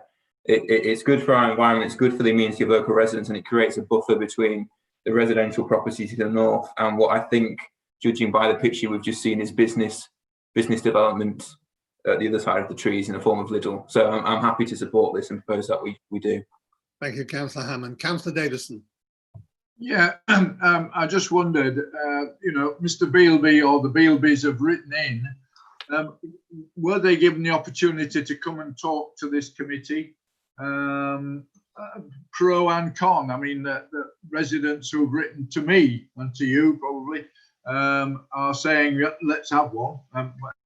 I wondered whether it should have been dealt with in that way by them coming to our meeting. And the other thing is there are two fields bottom to the left of that tree belt. Are they allocated fields for housing, in other words? Sorry, Chair, bear with me. The land including the tree belt is actually included within the mixed use allocation. So I think you're referring to that. You're referring to that strip of land above Not the tree necessarily, belt. no. The bit heading towards Minster Way, the two fields there. Yeah, that's included within the Beverley K allocation. So they could be housing development there. Yeah. Yeah. Okay. Fine. I just think if we're going on a site visit to Poplar Way, it's quite handy to go to that as well, if necessary, if we felt it necessary. Thank you, Councillor Davison. Councillor Chadwick. Thank you, Chairman. Just interesting day we've had. We've lost a potential loss of 1,000 trees in Cottingham this afternoon. So many at Wolferton School. So another belt of trees, which no doubt will be eradicated if the applicants get their way. So I'm all in favour of the tree preservation order, and I'm pleased to second Councillor Hammond. It is interesting to note on the overhead that we just saw, just to the southeast of the roundabout on the plan, there's at the Token Spire estate, there's logs for sale. Just in the bottom right hand corner, logs for sale. So just a matter of comment really, but I'm happy to second Councillor Hammond. Thank you. I think there's an irony there, Councillor. I think there's a bit of an irony there. Okay, well, there's nobody else wishing to speak. Councillor Davison mentioned about site visit, but that's not been seconded. However, it has been moved and seconded that the trees protection order should be confirmed by Councillor Hammond and Councillor Chadwick. So, Mr. Wiley. Just before we go on, I just need to respond to Councillor Davison's query regarding speaking committee. The right to speak only exists. I can't hear you. Sorry, Mr. Wiley. I'm just responding to Councillor Davison's query regarding speaking at committee on tree preservation orders. All right, yes. The right to speak only exists for planning applications. It explicitly states that in the Constitution, so it's not expanded to street naming orders or tree preservation orders, just planning applications, I'm afraid. But it's been moved and seconded. Approval of confirmation of the tree preservation order, so it's for or against the confirmation. Councillor Chadwick. For confirmation. Councillor Davison. Against. Councillor Hammond. For. Councillor Lee. For. Councillor Matheson. For. Councillor Sargentson. For. Councillor Steele. For. Councillor Whittle. For. Councillor Wilkinson. For. And Councillor Tucker. For. That's 9 in favour, Chairman, and 1 against. Okay. So confirmation is agreed. That now concludes our planning applications, and I can assure you, members, it gives me great pleasure now to hand over to Mr. Hunt, who's got a couple of items he needs to discuss. Once he's finished the 2 items, I then intend to close the meeting, and there's further discussion to take place. Mr. Hunt. Yeah, thank you, Chair. It's just one item, which is sorry, you're right, 2 items. Item number 12 is the draft master plan. This is an allocated site in the East Riding local plan, the former Alamein Barracks site at Driffield.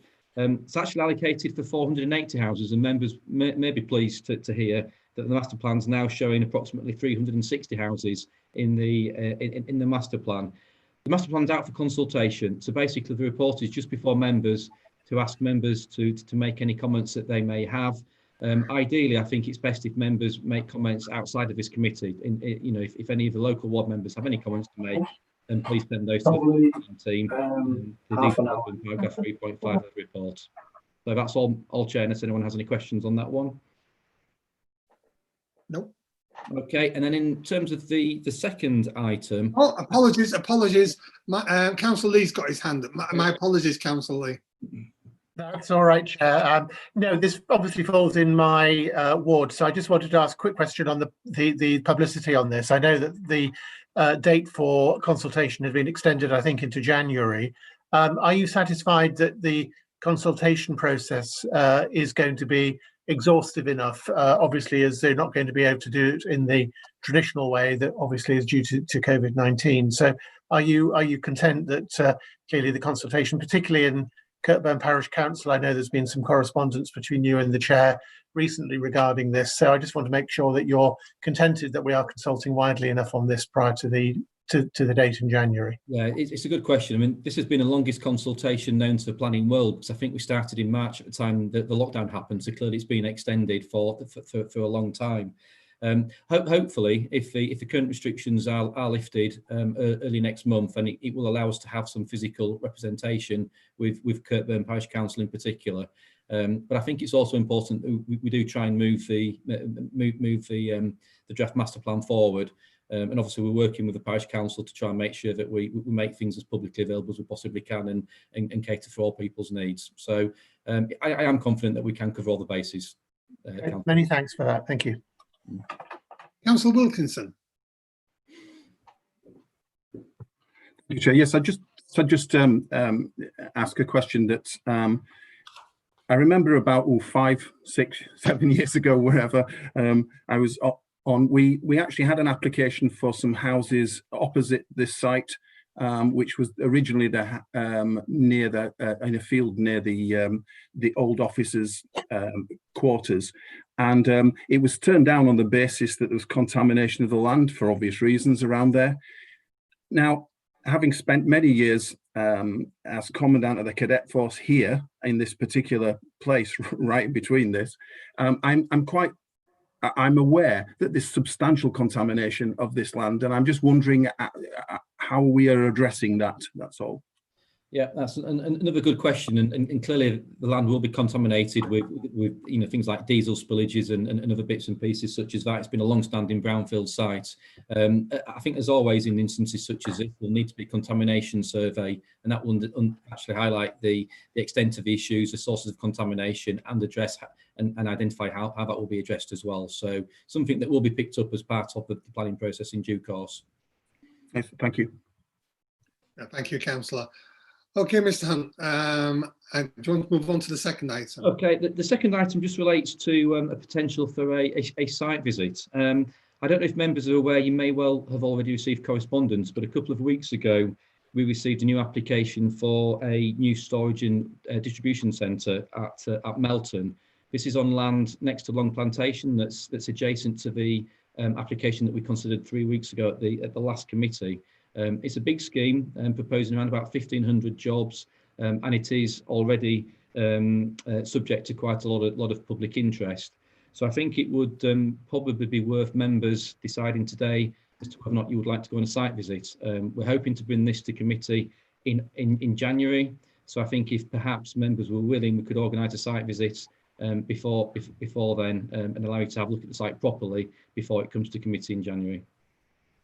Yeah, I mean, I don't know if we need to vote on this, but I, for one, think that'd be very, very useful because there'll be a lot of public interest in this. I'm seeing lots of nodding heads. Anybody, but it'd be easy to say this, does anybody object to going on a site visit? I take it we can have a site visit in January, Mr. Hunt, if you'd like to organise that. Okay. Councillor Chadwick, sorry, my apologies. I just seen your hand flash up. Right. Normally, as you well know, Chairman, I don't normally object to site visits, but I'm conscious of the situation regarding coronavirus. So at the moment, I'm in a situation where I'm not actually going out too much. So that's the reason I'm objecting. I would love to go on these site visits, but I just feel at the moment I'm not really in that position. So that's why I'm not particularly objecting to the site visit, but I'm quite happy to stay at home and watch you go. That's quite understandable, Councillor. Given today we've had 35,000 new cases. Yeah, that's right. And that's why I worry about us going on a site visit. Whether if it's individual site visits, then okay, I'm happy to go on my own. But the one we're talking about at the moment at Melton, it would be very difficult to go on my own without an officer. I think we'd have to work out how we're going to achieve that. Councillor Steele. Yeah, I was going. Oh, I am on speaker. I was going to say, I assume we are going in our own cars. Coming back to Charlie then, to Chad. The other point is January. What's the weather going to be? We're all driving there. Is it going to be snowy? We don't have much snow now there. Might just need to keep an eye on what the weather forecasts are. Yeah, we also, Chair, have the option to perhaps organise a site visit for the same day as the Beverley site that we've deferred today for a site visit. So that might kill two birds with one stone. But if any members don't feel comfortable with the site visit, then clearly we will take as many pictures and even videos as we can, and we can send those to you and explain matters too. So we'll do our best either way to help members appreciate the site. And if it was really creative, Mr. Hunt, we could do a video link for members to actually be there on the site visit. Yeah, which is quite simple to do. Councillor Davison. Yeah, I was just going to suggest that might be the future. You know, drones and video instead of going to site visits sometimes.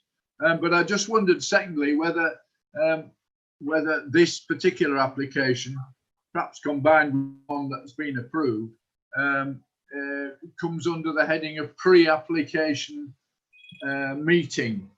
We had one, I remember we had one about prison at Full Sutton. I just wondered whether that was, you know, big, whether it's big enough to go for that sort of arrangement. Yeah, it could well be, Chair. You know, we've only had two of those in the recent past. The prison being the last one, and obviously the energy park at Headon as well.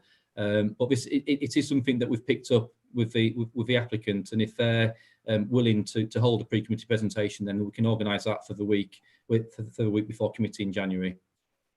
Okay, thank you. Okay, members, okay, officers, it's now my intention to close the meeting. Please remain behind because there's one more item to discuss.